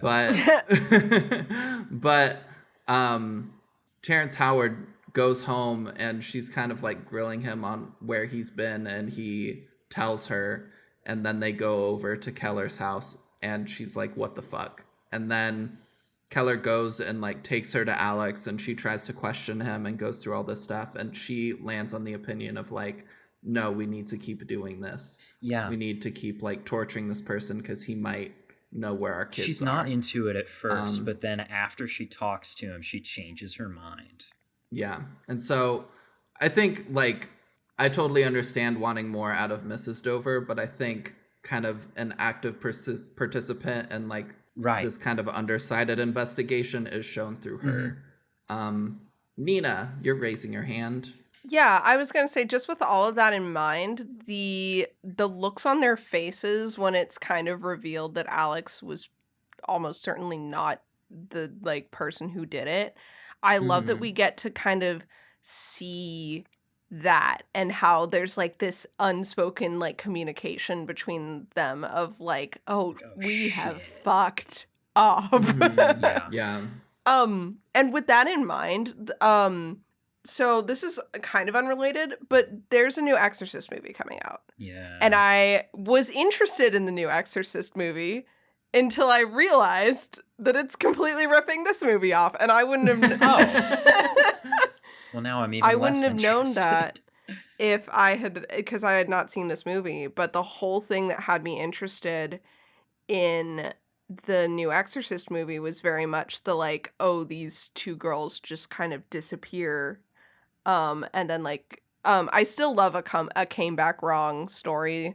So I might like see it because like the story is very much focused on what happens after they came back in the new Exorcist, as far as the trailers can tell. But what had me interested was like, oh, these two girls like disappear, and I'm like, well, now I've watched that movie. Sorry for ruining it for you, Nina. No, I definitely I wasn't think excited about it. we were. Anyway, I so- wasn't. I wasn't excited. I was just. I'll piqued. still watch it. Right, I'm I still might. gonna Sure, go I'll see get to it it because of eventually. Probably professional. not. I'm a horror podcaster. It's my duty Oh. to see these movies in I'm theaters. so glad I'm not a horror podcaster. Oh my god. Can you imagine? Yeah, that would It's a suck. hard life. I want to talk about Keller would as a character blow. just for a second. Let's talk about Keller. Only a I second. take absolutely massive issue with, what was the Ebert reviewer's name? It was. She something didn't wild. like Let me the way look. Hugh Jackman portrayed this character. Sheila thought that he was like too over the top, that he huffed and puffed and like Mm-hmm. I've No, fucking met this guy. Okay, Like, but this here's is a the thing. real I dude. think that you're. like, I think that you're misinterpreting Sheila. sure.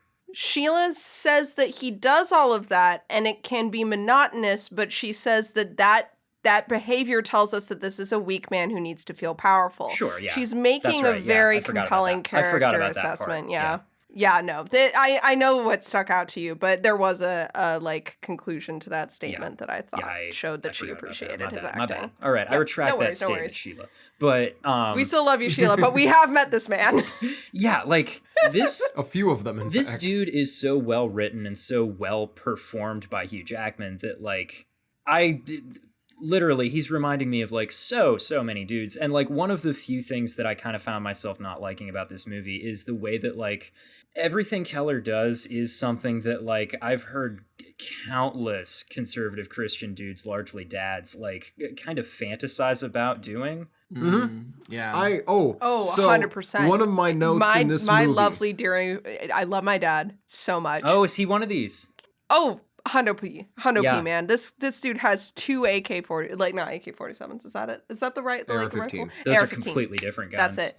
Bitch. Dumbass, you don't If he even had know two your AK-47s, guns. I might have been scared of him. But now that I know it's He has just two AR-15s, AR-15s. nothing. I'm not scared They're at like, all. and he's like customized them and shit, and we used to get my the fucking God. NRA mags and all that. No. This is Oh my that's God. he hunts as well. Is the other thing, like because these guys all have these guns, and then they hunt almost as a justification for owning the guns. Yeah, pretty much. I am Well, reading. not with those guns. No, Not with those ones. No, That's no. The government That's made that very illegal So, because they're cowards. I'm reading my father to filth, but with love. I've known this about him my whole life. Yeah, there were a handful of moments where I looked at Keller and I was like, is there a possibility that this could be like my father-in-law from the alternate universe where he has hair? Like, I don't know. Okay, so I made a note about halfway through this movie, and I'm like, all right, surface level, super disingenuous take that I'm sure is not going to be carried through the movie. But halfway through the movie, where it's just Hugh Jackman beating Paul Dano to death Right. with his bare hands, I'm sitting here, and I'm like, this is literally Taken all over again. Oh, yeah. And there is, if the movie ended with him getting the info he needed from that, right? If the movie ended there, then it is exactly the same kind of like power trip fantasy that Taken is. Yes. And I'm really hoping, because I firstly trusted Emma not to make me sit down and watch Taken. Of course. Because as fun as movies like that can be, yeah, it's really not that fun when you think about it, right? And I'm sitting here and I'm like, because I watched Air Force One recently. The movie sucks. But I had a lot of fun watching it. So bad. But I wouldn't, but I would be amazed if Emma was like, and this Christo-fascist horror movie is what got me into horror. If that's how this movie was, Right, you know? right. But that was what I saw halfway through the movie. I'm like, oh Like, oh, God, I shit. hope they don't justify these actions. And the only justification is aforementioned Detective Loki really doesn't put two and two together until he stumbles into the mess everyone has Well, left around And him. then also critically, it doesn't work out well for Keller. He kind of gets No. fucked in the end. I wonder what happens. Is there a video that I explains? just wish we knew But- if they found him. I wish that I wish it was a little more ambiguous, honestly. It could like stand genuinely. to be ambiguous. The original I- cut, actually, the 3-hour horror, the torture cut, The horror cut, yeah. and the horror cut, one might call it, actually ended with Keller dying and not getting found. See, I kind of wish that I don't necessarily wish that he had died. No, but I like, do wish that we weren't we're a little more unsure because currently with the current ending, 99.99% sure, but it is Detective Yeah. Loki, so maybe not. Well, but like if the final shot was like Loki and all the other cops are leaving and they're like, yeah, we're gonna come back in the morning, and then after they're all in their cars, we hear the whistle. Right, I that's think that that's could've almost been. what I'd expect. Yeah. Yeah. Or like they're walking away and the whistle goes off and Loki hears it like once, Yeah. but then dismisses it pauses and starts walking and then away. keeps walking, and yeah. then we, the audience, hear it go off again. In but like he during the keeps credits, walking like or once or something. twice in the credits before Yeah. the music comes in. So, Yeah. and so, because I do really like the ending as it is now, where we know he has the whistle and we see things that have a lot of noise being powered down one by one. And there's that build up to the fact that we know that whistle is like it's really great because you're like, oh my God, maybe they're gonna like maybe he'll stick around until all the noise is gone and he'll hear it. That's really well done. Yeah, I don't know. I really think this movie is well done. It makes me want to watch more stuff by this director. Absolutely, Yeah. Let's watch Dune. Woo! I am going to watch Dune at some point. It's so I just good. have to get over my preconceptions, which might take me another couple years, which is great because then more movies will be One out. more time for the The second one. new to finally Blade come out. Runner. Oh, I do need to True. watch the new Blade Runner. Oh, me I too. own that too. Yo, we Because should watch my- that sometime. My dear friend is in a Ryan Gosling is literally me phase of his life. And so I know that one of them that he is cited as actually having seen, because sometimes he quotes characters as literally me. He has not seen The Dark Knight. That he used to make Joker memes constantly. We dressed as the Joker What for kind of Halloween, person like hasn't the seen two The of Dark us. Knight? This guy. Wow. I mean, Wow. yeah, he's like 23. I think he kind of missed the era where that was like a huge thing. But to it's watch, always The Dark Joker Knight. time. Come on. Anyway, he has talked about Blade Runner, and I've already seen Drive, so I know that that's not a character you want to emulate. But I don't know for sure about the Blade Runner guy. Don't know. Although, did you know Ryan Gosling actually auditioned for the role of Detective Loki? Are you kidding Yeah. me? Oh my God, it Well, would have I been would Obviously, have. he Brian. didn't I would get have it. totally. The part ended I'm up going to glad. Jake Gyllenhaal because he and the director had like just worked on another movie and they had an absolutely great time together. So once Gyllenhaal expressed that he was interested in the role, he got hired for it without even an audition, actually. Which I'm gonna say actually is unfair. We got robbed. I want to see the Ryan Gosling version of this movie. Ryan Gosling Give would have us- Give given us the 4-hour Ryan Kenergy. Gosling torture cut. Okay, so I've seen the Barbie. I'm briefly gonna mention Barbie here. I've seen it 3 times now. And I just gotta say, R.E. Ryan Gosling, because I watched The Notebook recently too. And I watched a lot of press material with him at this point. I never have got it. I watched La La Land in theaters. I watched promo material for that. I watched the Oscars. I did not get the Ryan Gosling thing. Watching him as Ken and in interviews about being Ken, I get it because I think he's been held back by being in like semi-serious and romantic roles for too long, and he's a very good actor when it comes to just being asked to go really hard for roles that would not work unless he was going really hard. Yeah. Same thing with The Notebook. There are certain scenes where I was like, if this was not Ryan Gosling acting the shit out of this role, I would not care about this man. And I think that maybe Detective Loki could have benefited from that energy. I never used to take Ryan Gosling seriously for the longest time until at some point, and this is like several years ago now, I watched this movie called Lars and the Real Girl. Have any of you heard of this? I have heard of this. I have not but seen I know it. nothing. Yeah. It's Ryan Gosling as this, like, I don't know, antisocial kind of, like, weirdo. Mm-hmm. And Yeah, I don't know that one. I'm not gonna, like, get into the plot of the movie or anything because we got to get back to, like, the task at hand here. But, like, I didn't take him seriously until I saw that, and I was like, oh, he's good at just being, like, a weird, like, sort of ambiguously creepy dude. This is not the kind of thing that I would expect from him at all. Like, it felt like kind of a weird casting for him to me, but, like, I don't know, I've kind of just never... I will say, I don't know, I've just taken him seriously since then, I suppose, but... That's fair. I only ever took him seriously, and it feels nice to take him unseriously. Yeah, okay. But in regard to Prisoners, I don't think a single actor is cast outside of their norm in this one. They all are kind of playing exactly the kind of characters and roles I expect to see, especially Jackman, Gyllenhaal, Dano, and Desmond. This is like the most Paul Dano role that I've ever seen anyone in. I'm so glad that it's actually Paul Dano. Paul Dano, literally, I have not seen him in a role where he's not just a wheedly little dude. He's just always like that. Have you seen There Will Be Blood? He plays a priest in that one. Is that the one he plays the priest in? I haven't seen it. It's not like a priest, but like a preacher. He's like very charismatic. My god, dude! And like, oh my god, that is like, and then he gets beat to shit, dude. Oh, you got no idea. That is like, I am like, it's tailor made for me. I have not seen it, but I need to. So that one's well, and on top of that, you list. get Daniel Day-Lewis being Snidely Whiplash, basically. It's just a movie full of fun characters and shit. It's just also incredibly long. Yeah, I'll watch it at some point because I've seen clips and I'm like, this is unfortunately me coded. So I will get I'm around pretty to sure you're it. gonna like it, yeah.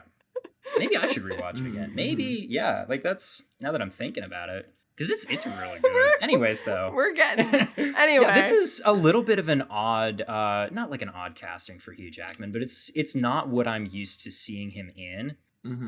Before, he does a great job with it, though. Kills it. Oh my god. Before Les Mis, is this after Les Mis, Prisoners? I don't remember. I think Les Mis. I think so, because I think I saw Les Mis in high school, and this came out when I was in high school as well. Oh fuck, no, was I in high school? 2012. Les Mis, I was in high school when Les Mis year. came out. Oh, okay. Shit, Emma, that doesn't make sense to me. I was in 10th grade when Les Mis came out. I guess I wasn't in high school when it came out. Okay, good. I was so confused. I know I was in 10th grade when Les Mis came out because I read the book before I saw the movie for a school assignment. I remember that I was in high school when it came out because I remember the people that I was hanging out with at the time. Okay, so not before Les Mis. I think it came out at Christmas. Because I remember seeing it with my family, like all of my family, and I think that's why I was confused and thought I was in Hugh Jackman has a really weird arc because he started out as a romantic actor, and then people like for fucking he just Wolverine got stuck were into like, these really? action roles suddenly. Yeah, they're like, really, Hugh Jackman for some of these action roles because he's the like Regency fucking romance comedy actor, and then he kills these action roles, and now that he's older, he just wants to sing, and it's very clear that that's what he wants to continue to do. And that's such an interesting trajectory of a career. And Prisoners hits at such a weird midpoint where he'd already been in one musical, but Greatest Showman hadn't happened yet. So there's like this weird, like, what is Hugh Jackman doing post Wolverine? Like, Logan hadn't come out Right. yet, but we all kind of pretty much knew that he was out of Wolverine's shoes at this point. Absolutely. So it's like, is he gonna be more serious? Is he gonna go for more like musical stuff? And then what seems to have stuck in the public consciousness is the musicals. But it's interesting to watch him in a role like this because it doesn't seem that weird No. contextually with the Yeah. timing. No, certainly not. No.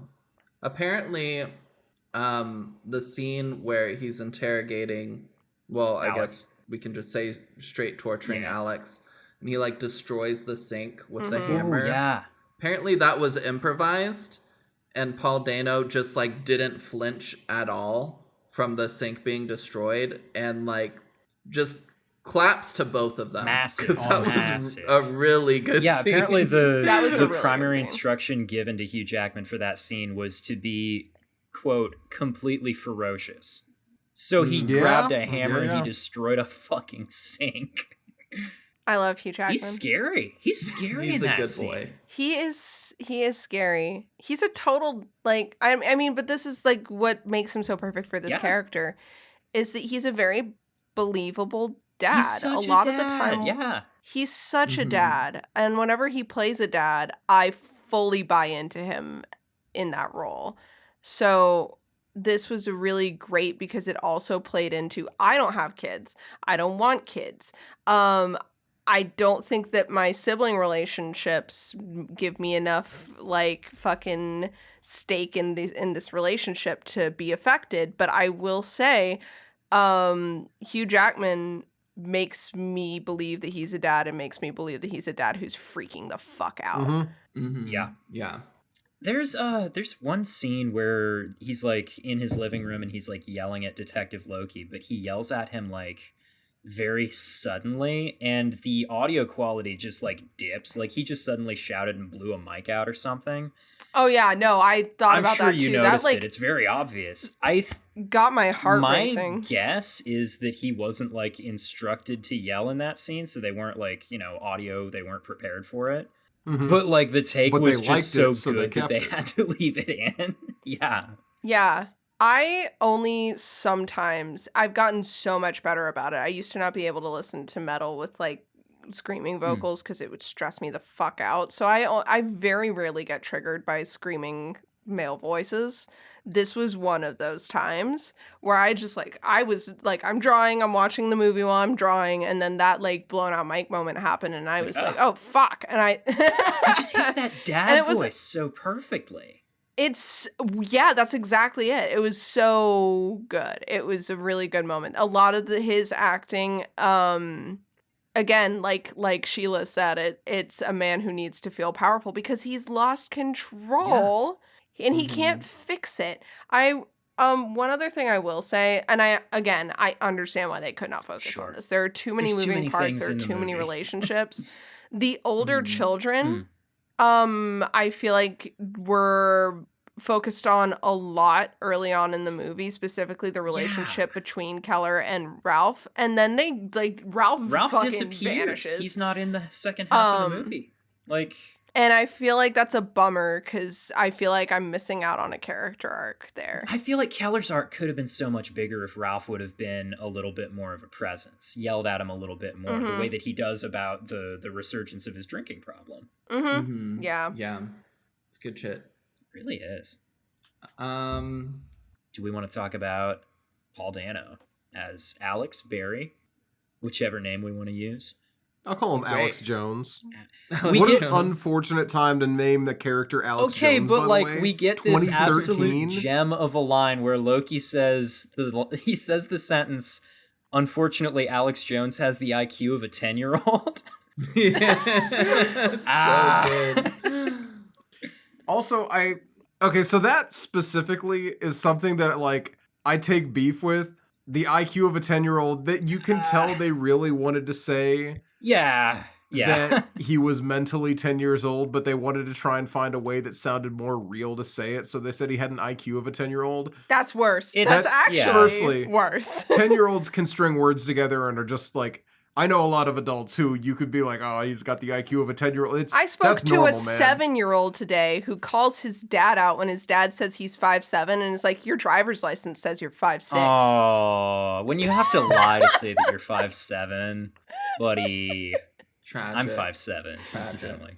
But for real. Really? Because your driver's license says you're 5'6". I'm actually 5'7" like, yeah, and a no. half, but I'm never going to tell people that, because if you include the half, then you're a loser. That was another heels, thing though. that this man did talking to me today was he literally said he was 5'6" and a half. And his kid did not call him out on You that one, round but down. he You did say have it. to round down. It's the only way that's fair to everyone. Because otherwise it makes you sound That is shorter. actually what his kid did. His kid rounded him down to me in conversation, and he corrected the kid. And The kid's right. anyway, That's hilarious. anyway, that is another thing I'll say for this movie. It's not necessarily like I think it's intentional. It's a misdirection. I already talked about how I loved this and the whole like taking care of people who have experienced trauma versus being afraid of them and misrecognizing like cries for help and shit. I think that it's not necessarily a negative or a point against this movie because of the characters who express the opinions. But I always hate the whole like character who's been traumatized has the like IQ or is mentally like a child's Yeah. age. It's such a Yeah. weird way of contextualizing adults who are going through specific mental Yeah. like distress as being childlike, and it's like they aren't children though. I No, he understand is why you're still- making that connection. But you cannot treat them the way that you treat a child, and to tell people to do that leads to some really uncomfortable, Yeah. like in real life situations. Also, I didn't get the impression that Alex wasn't capable of grasping any of the concepts he was presented with. He was playing dumb for the cops, right? Yeah. He was just scared. I think Yeah, he Absolutely, was he was scared. definitely There just was terrified of he was absolutely literally everything being that happens in being this movie, right? But he was being triggered, like actually nonstop, triggered. yeah. Constantly. When Loki like brushes his head and he's like, please don't touch me. Yeah, and he like won't let him sit He is down capable. He's literally like, yeah, he's being put in situations where for anyone mental cognition would be difficult Yeah. because that's the whole purpose of interrogations like Yeah. that. But for him specifically with his history, it was causing him to shut down completely. Yeah. Mm-hmm. Yeah, and when he got tackled to the ground by Keller and was away from Holly, who was the one running the show, he tried to let him know. He was Yeah, just it like seemed they like were he happy was until I trying to left. actually With just- the implication being where they are, and Yeah, I think he absolutely remembers and has experienced throughout his life just how fucked up Holly Absolutely. is, and has consistently been like physically and mentally abused, and he lives in fear of Yeah. that. And He's trying to figure out a way to say things without it being apparent to Holly, should she manage to get her hands on him again, that he's the reason Yeah. people were suspicious Well, of that's her. why he lives in the RV, Yeah. right? It's to He- get a little distance between him and her, and he's always parking it in front of the old house that he got abducted from. Yeah. Mhm. And I think like he was probably instilled with a fear and distrust of cops as Certainly. well, Mm-hmm. and authority figures. But I think like a really telling scene of just his fear of her is when Detective Loki is at their house talking to both of them after Keller like attacks him in the parking lot. And Loki's like, "Can I talk to Alex alone?" And Holly, and this is probably like one of the biggest times when Holly is in like the most vulnerable Mhm. position of being found out. And Holly's like, "Okay, yeah." And she's like, "I'll be in the next room," as just kind of a sign of like, I can hear you, and I know what you're saying. Mhm. And just kind of like the terror of that God, is it's really well written. done. He's a really Yeah. that relationship is well written. He's really well written. This is gonna make me sound batshit insane. Okay. The scene because he chokes the dog, right? That's Mhm. Yeah. that is to me more like well written trauma because people who experience trauma do things that are not rational and he doesn't know how to regulate emotions because he's not been in a safe place for a long time. And he's got no And outlet for I anything at all. no, he has no context for it. He has nothing. And so even like people talking about his character on Tumblr will mention like, "Oh yeah, he did this terrible thing, but he's still baby girl to me." And it's like, yeah, he's literally like that is part of why he's like someone Why like he's baby girl? no, like why yeah, literally. Like why you should sympathize for him and Yeah. stuff is because this is another symptom, another sign, and another reason that people who experience trauma get pushed to the wayside is because they do things that we don't like. And we use that as an excuse to not work with them and get them to a better place. And I know that I'm personally guilty of that for sure. But like, it's really well done in that specific regard. And again, it's my favorite fucking part of the movie that our two main suspects who display the telltale signs of things that we as a society like really want to push under the rug and dismiss as being this one thing that we don't talk about. And then they're like, no, these are people who are deeply traumatized and should be like helped. Yeah. So yeah, I really Absolutely. liked that part of this movie. Can I talk about perhaps one of my favorite things about this movie that relates to that Please. scene? Yes. To the dog choking scene, you're saying? So, okay. yes, to the dog choking scene. But I'm not specifically going to talk about that scene. My favorite thing about this movie was not the dog choking. What? So there's a scene in this movie that happens after that scene, maybe like 10 minutes later or something, where Keller, probably longer than 10 minutes, but Keller is at home. He's trying to sleep, and he has a dream where his daughter visits him saying that they found her whistle. And like, obviously for the audience, since we haven't specified this, daughter lost her kind of emergency whistle a long time ago. No one knows where it is. I feel like it was implied her dad took it away because she was being annoying. I believe that's what's indicated, yeah. But like, he also very genuinely seems to be like, where did you find it? And they were talking to Loki about how she lost the whistle. And so I think like the implication was the other family thought he might have taken it away for that reason, and he jokingly was like, but her visiting, even though like he doesn't know where the whistle is, or at the very least there's been no scene where he like went to the whistle hiding spot and realized it was gone. So okay, thereby they found it.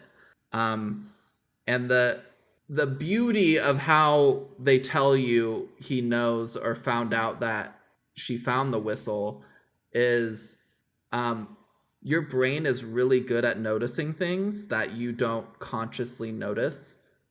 So there are times in real life where people are constantly like, oh, I had a really bad feeling about this situation, so I got out of there, and then later realized like this bad event was like happened at this place that I was at. Or people in the wilderness, you'll also hear like people getting uncomfortable in certain parts of the wilderness, so they'll leave, and people will tell you like, oh, your brain is really good at noticing things. There could have been like a cougar or something that your brain picked up on, but you didn't consciously see, and so your brain was giving you this panicked kind of like feeling to get you out of there. And in that scene where he goes to kidnap Alex is the only time he was at that house before this dream happened. And so this dream is telling you while he was kidnapping Alex, his brain picked up on hearing the whistle. And just like all of that is so good. That's so I like good. it a lot. That's so good. Yeah. Like that a lot. I like that It's a lot. so good. It's so good. I think love this it. might be one of those movies that while we've been talking, my number rating has gone up a little bit. To a 9. No, to an 8, but Whatever. So I guess I could throw away our We take 9 those. Squad merch that I had made. We've had to throw away so much 9 Squad merch over the course of this podcast. Some of Yeah. it was preemptive buying when it was only me, but it's They had a great deal on 9 related Yeah. shirts, and I jumped We're really on just it. waiting for a great deal on 13 related shirts, and then we're gonna. well, that's why I keep buying 4 9 related shirts because Yeah, obviously. 4. 9 plus 4 is what? Say it together, everyone. An Additional additional fact about reference the to the number number 13. 13. Okay. One more thing I Yeah. want to talk about. Okay. When I saw this movie back in college with friends, one thing that really freaked out one of my friends was how sparse the music is in this movie and how they just allow scenes to be musicless and creepy and just really tense. And rewatching it specifically this time, remembering that memory, I was like, I want to pay attention because normally I'm very bad at noticing music in movies. We've talked about this before, but I was like, I want to really pay attention to when the music is used in this movie and how infrequent it is. And a lot of this movie does not have music. Yeah, it's absolute just ton of it. completely silent except for what's happening in the scene. And I feel like it adds a lot to the unnerving atmosphere. Well, and like, even when it's there, half the time it's just like one big low note sustaining for a little while, or it's like it's there but it's like very slow paced and quiet and drony, like, so like even when it's there, it's barely there most of the time. Yeah, it's just really good. It is. I really enjoyed the sound design in this movie, just in general. Yeah, a lot of good noises. Good noises. Good noises. A lot of bad noises too. Anybody want to hear some good noises coming out of my mouth about Noah's Notes? I Not am the very way you said excited it like for that. That's an but odd like- way to introduce it, but I'm ready for Noah's Notes. Okay, cool. I haven't been this excited for a Noah's Notes segment. There's in a some long really time. good ones in here. Okay, firstly, before Nina says any stupid shit about my notes, the first 5 notes, maybe 6 notes, were all taken really, really quickly. Okay, and yes. 3 of them are unfinished. Oh, sure. Yes, that is important. Noah says, I'm going to read those actually, just to harp on them. Noah says, classic dark crime thriller opening with the Lord's Prayer. Yeah. That's like not... It's actually the Elrod's It's the Elrod's prayer. Yeah, he spelled it wrong. But I don't think that's necessarily specifically a cliche, but we are about to watch 7, and if there's one thing I know about 7, it's about the 7 deadly sins. Actually, it's about Morgan Freeman being really cool and Kevin Spacey being really weird. I thought it was Man. And about Brad Brad Pitt Pitt. being along for the ride. And Noah says, this is a weird thing to say, but that car interior looks like really, really real. That is an interesting thing to say, but it is like the set design is good. correct. Honestly, all the car interiors you could tell were real cars. Old cars look realer than new cars. I'm brave and I'm saying it. That's So true. these are all pretty decent notes, and then he just has one unfinished one that I'm gonna read out loud because I want to know where it was going. It says, "I'm wondering if these." Okay, so my initial thought, watching them drive through with their dead deer in the back of his remodeling truck, my thing was going to say, I wonder if these guys are like the white trash family everyone in the neighborhood hates. But they are not, obviously. Well, also, the note above this is, love that remodeled garage wall, the creeper camper. There's something about that just hits. Yeah, I don't know what that means. So there is, as the camper drives through the neighborhood, there is a garage that has been remodeled into like a living room. And you can see it because the door there's a wall there now, and it's just like garage door shaped. But I didn't write it properly. No, he did not. Also, the next note is, I love this family dynamic. It's also unfinished, but at least looks like a normal note. Yeah, it looks finished. I'm wondering if these is just very funny. Noah says, Oh, actually, no, the hunting line, actually. I don't know. I was going to not read that one, but go ahead. No, I love when they're walking along and she's like, so you went hunting? He's like, yeah, Dad says it's good for the environment because the deer have too many babies and then the deer will all starve. And that's actually true. Okay, so that is It is, true, yeah. and here's how. So I do want to point this out. So there are these islands off the coast of Washington, called Salmon Islands, and the big one, Salmon Island, has the deer have no natural predators, except for when they're fawns, maybe foxes or eagles. Right? I've seen. And then humans in their cars. Literally, other than that, no natural predators. There are no bears or wolves or shit on this island. I went to an art class with one of my mom's friends teaching it. She showed up, like, she and the other people in the class who lived on the island showed up an hour late because a herd of inbred deer were just standing in the fucking road and they could not get to the class. Oh wow. So yeah, it is true and real. It happens. And it happened to me. Noah says, honestly, he was almost unrecognizable from some of the other roles I've seen him in. Again, we just watched a bunch of the X-Men movies. He looks a lot gruffer, which, since he's high-key a prepper, works for me. Yeah, Logan is supposed to be, like, this kind of gruff man, but he's incredibly well-groomed. He keeps his hair so coiffed. So, like, He's still Hugh Jackman. going from Mr. Gels my hair into points to this guy is, yeah. Also, it's his facial hair. The facial hair how is it's so... cut is yeah. so cis-het Republican. Yeah. It is. Yeah, so like just Yeah. somebody's dad, like Mm-hmm. It's someone who does not know or care how to actually style his facial hair. Or his Someone regular who's hair. going for the... yep. Noah says, Jason, because in that whole scene, Jason. Sean. For those who don't know, we're quoting Heavy Rain, a video game where you can press X to call for your missing child, and it just recycles the fucking voice line over and over again. And that is exactly what that scene felt like, where they were calling for the kids. I was also thinking of Heavy Rain.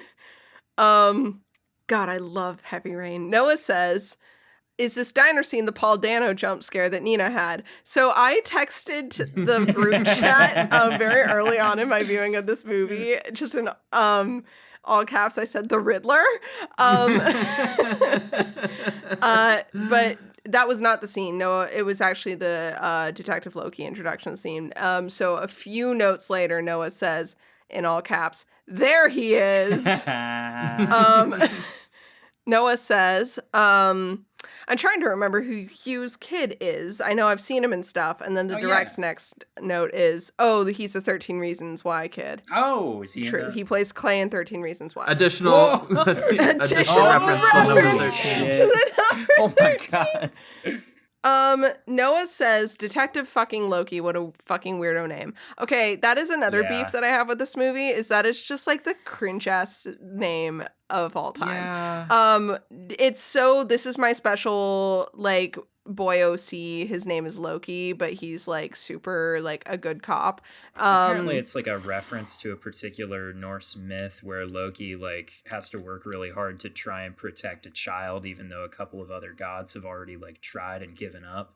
That makes sense. I think it reads very high school. Like this is because I did this. This is because all of my naming conventions before the past like 5 years were like this, and I intentionally stopped doing it because it's so cringe.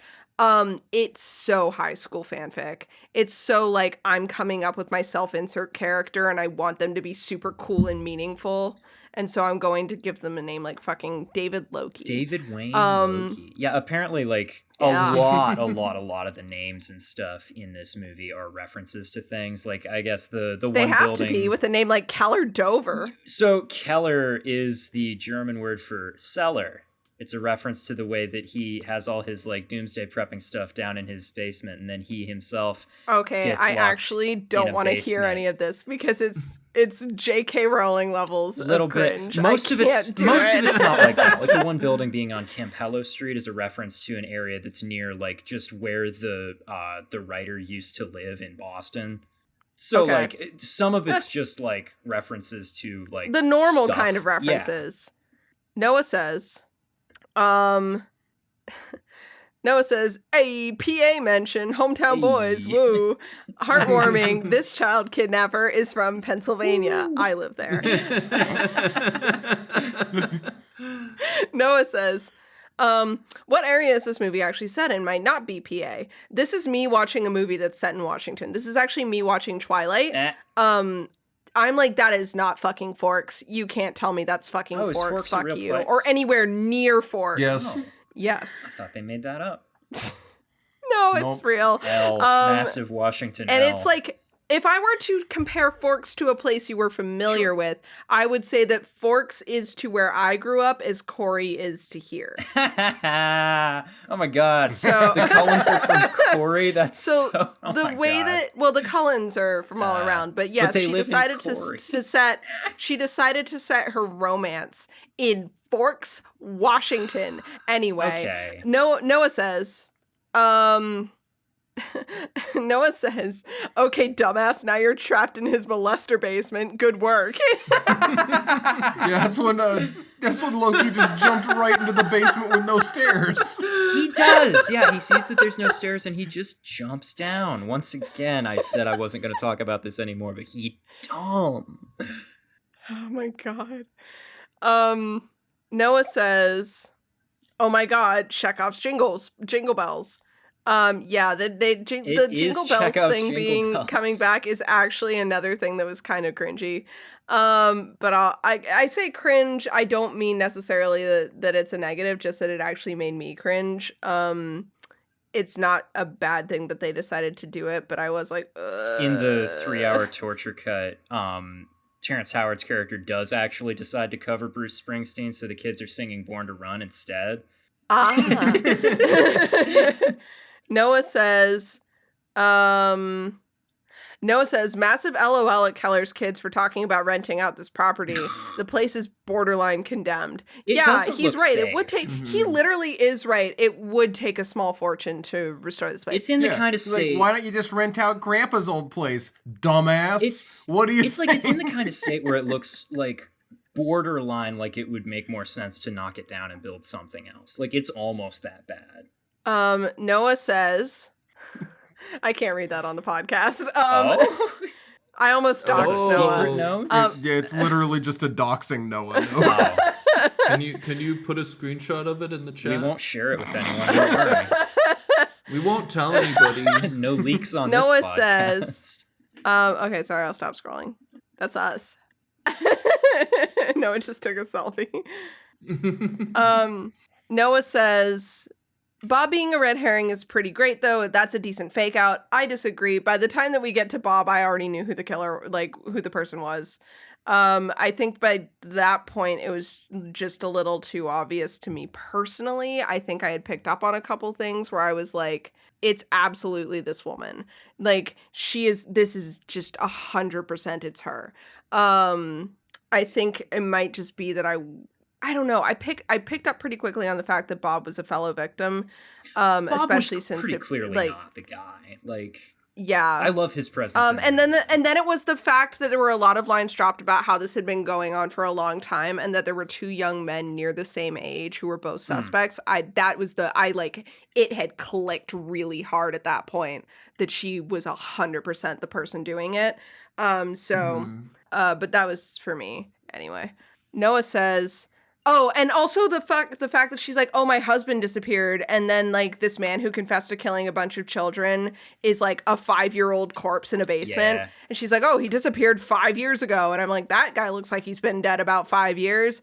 Noah says, this is all just a bunch of stuff being like, Loki, put 2 and 2 together. I'm literally fucking begging you. Yeah. Noah says, if the twist is that Keller did it while having like some sort of episode, I'm gonna be bummed out. Oh That yeah, would've for the last like sucked. 30 minutes of the movie, I took 3 notes. Sorry. So then there's like a huge gap in time, I assume, and Noah says, well, I'm glad Keller wasn't the secret killer.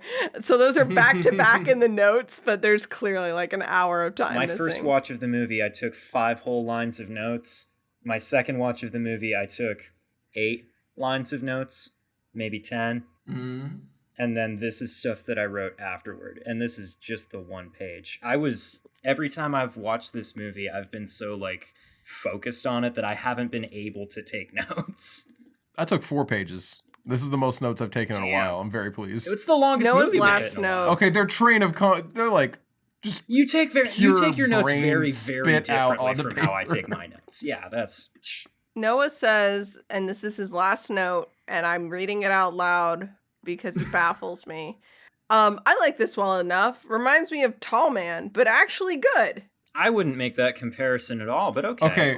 Okay. Here's the thing. It is better I than wrote Tall that Man. note. You got that right. I looked up the plot of Tall Man, and I'm like, oh, never mind. It's not actually like Tall Man at all. Okay.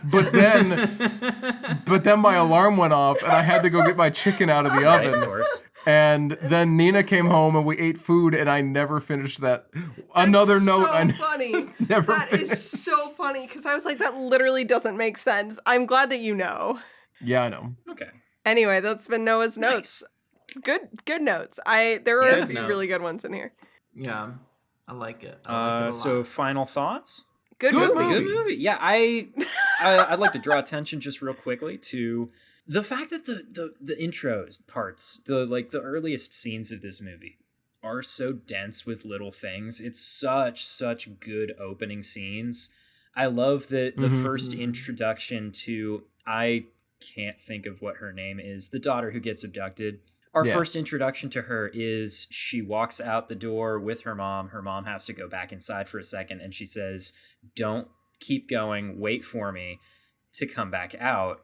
And the kid just keeps walking. Mhm. So God, I immediately hated you're it. She already goes for the thinking, car and oh, this jostles kid's on gonna have it. something bad happen because she doesn't listen to her parents. And then over the next couple of little bits that we get, it's just more of her not listening to things that her parents are saying. So by the time they tell her, make sure you've got your older siblings with you when you walk down the street to our house, you already know she's not going to listen. Oh, yeah. One thing I really loved about that scene, and it's like such a small note in my brain that I forgot about it, so I'm really glad you're bringing this up.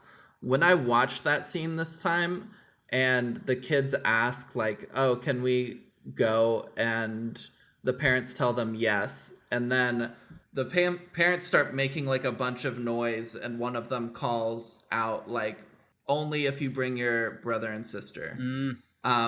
But it's while all that noise is happening and the kids are walking away. And I was like, if I was a kid, I absolutely would not have heard that either.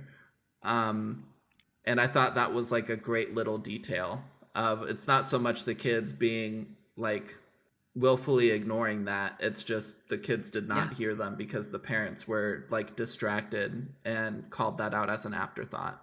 Yeah, just a lot of really, really well done stuff. Also, like the foreshadowing of all the stuff that gets mentioned in the early parts that ends up being like directly connected to the wrap up at the end. Fantastic.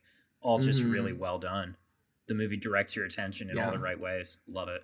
Yeah. Also, to Nina's point, as you were reading the notes and you were talking about kind of figuring out like who did it pretty early on, as we mentioned earlier, like as you're watching a movie and you're knowing other people are watching it and judging it, like you become hyper aware of it and a bit more nervous. I feel like I do this on a lot of mystery movies. I did this on like Glass Onion as well, where when you're watching it again, you're kind of picking up on all the hints and stuff, and you're like, fuck, other people are gonna see all these things and make the connection so easily, and they're gonna think I'm really dumb for like not realizing it until like the end. And I definitely had that while I was watching this movie. I was like, how was it when I first watched this movie? I didn't pick up on all of these clues they were laying out there, that it was Holly. And I was like, I feel like Nina, Noah, and Jeff are totally gonna pick up on it and think that I'm dumb for recommending this movie. No, personally, here's the thing though. Out here recommending Why Sherlock is Trash and You Shouldn't Like It, or whatever it's called, by H Bomber Guy. In that video essay, he brings up how a good mystery, if you figure it out ahead of time, you should feel rewarded for that. You should it should not ruin your experience that you figured it out. And furthermore, it's a sign of a good mystery. Obviously there's a balance if you can figure it out ahead of time. Right. Like the whole point, I've seen a lot of authors, one child's author that I read when I was younger who did this and pissed me off to no end. We've all figured out in the forums what the plot twist of the trilogy was going to be. They saw that we figured it out in the forums and they changed the ending. Because they were like, oh, the kids can't have figured it out. We have to have a more twisty twist. But there's a balance, but it is a good thing when you can figure out the mystery ahead of time, because that means it's possible that the detective, it's believable that the detective would have figured it out too. Which is why it's even more frustrating that Loki just stumbles into shit, because he does have a lot of the information. Yeah, the audience can figure it out as the faster viewers. than he does so easily. But he also doesn't know that he's in a movie. I think a good part of why I was able to figure it out is because I know I'm watching a movie and I know that the story is going to have a satisfying conclusion, and I know how to recognize themes. So when I kind of see where things are going, I'm like, oh, given the way that Alex and Bob are framed, I can kind of tell where things are going better than I would be as a character in the situation. Massive advantage there. But once my friend whose wedding I'm going to showed me an anime that is all predicated on this huge world-ending twist near the end of the series. And in the first episode, I turned to her and I was like, why don't they just do this? And she was like, fuck! Because that's the last episode twist. What anime? It was Madoka Magica. Oh, okay. And I can text you what I told her. Yeah. But it was literally the end of the show. I still watch the whole thing and I love it, but and that just goes to my point, is that sometimes knowing where things are going is not a bad thing. Yeah, for sure. Well, thank you all so much for watching and listening to us talk about Prisoners. What's up next? We got Seven. Seven. The what is it? 95? I think so. Crime thriller with Morgan Freeman, Brad Pitt, and Kevin Spacey. Ew. So immediate content warning. We got Kevin Spacey, which Kevin Spacey pisses me off because I love Kevin Spacey as an actor. He's good. Yeah. His characters are so good, and I wish that he wasn't actually such an awful person. Legit horrible. Because there's a lot of separating art from artists that I can do for some people. Spacey's a tough one, man. Yeah. It's hard. It's Speaking of movies that I love that Kevin Spacey's in that make it hard to love it, on top of having one terrible person in a movie is one thing, but Baby Driver, I'm so hurt. Such a fucking good movie. It's my but then movie. after it comes out, Kevin Spacey and Ansel what's his name? Elgort. Both turn out to be piece of shit. Nothing, people. John Hamm isn't a great guy either. Is he not? I did not know that. He had some really shitty frat initiation shit that he got kicked out of a school for. I mean, and not to pass that stuff. off. I will look into it, and I believe you. God, dude, yeah. I love Baby Driver. Baby so Driver much. gets an automatic pass though, Luckily, because Baby Driver's really good. I love Baby Driver, and I will still continue to recommend it to people with the caveats. Luckily, Annihilation exists, so I don't have to make it my whole personality. But 7. All right, we got 7 next awesome. Next episode. Content warnings include Kevin Spacey and 7 deadly sin themed murders. I'm very think excited. about that. I've never watched Oh. Seven. All I know about it is what's in the box. That's I know the Okay, do I you know didn't- what's in the box, or do you just know the line? I imagine a head, but I don't know for sure. It's actually a wiener, but so technically Well, a unless head. you watch the 3-hour torture cut, in which case It's actually But I Paul didn't- Dano. it's in a Paul little Dano in the box. box. Yeah. I didn't even know that it Beat was shit about by the seven Jack deadly Beat. sins, or it had those themes. Mhm. But It's I'm a very excited. religiously themed Very movie. That is the only thing I knew about it outside of the what's in the box thing. I also only knew what's in the box from audio cues. I did not know that was Brad Pitt saying that. Oh. You would never guess. He's over here with his what's in the box. Anyway, with that in mind, I've been one of your hosts, Nina. That's Nina Wolverina on Twitter, Nina Wolverina. It's Nina Wolverina with the 3 where the E is on Tumblr. I'm also on Blue Sky and Instagram and Twitch at Nina Wolverina. I do art. I write books. I also am writing something else that I can't talk about yet, but I know I'll talk about it on here. So hee hee hee. I'm Noah. You can find me as Bubba the Bad B.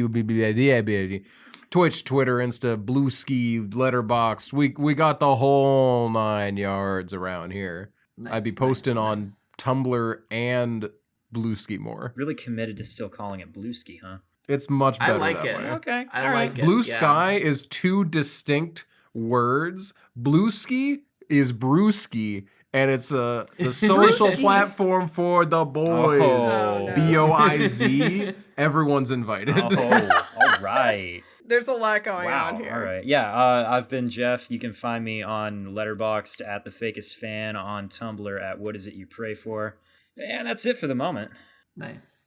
And I'm Emma, also known as Emma Panada. You can find me on Twitch and Twitter at Emma Panada. I'm also writing a TTRPG called All the Witches. You can find information about that at allthewitches_ on Twitter, or over on Blue Sky at All the Witches, because that's where we're posting more often, and specifically where we're posting art and stuff, because we're not posting that on Twitter Right? anymore. Yep. Yeah, but we also have the podcast Tumblr that we promise we're gonna post on. I've been sometime. posting. Posting. I'm posting. Hey, hell yeah! I posted last episode, Nice, and it So was go- a pro 1408 post. Damn, I gotta That get on I those messaged top to 1408 posts. Yeah, so go follow us there. And thanks so much, everybody. We'll see you next time.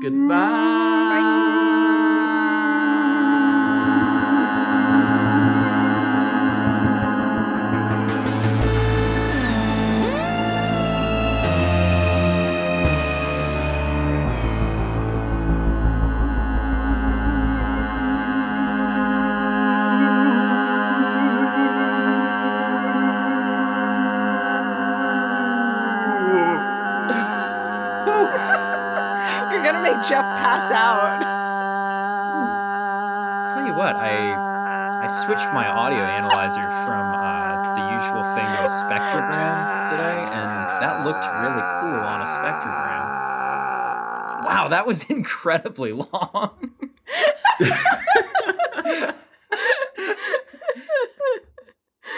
Oh my god.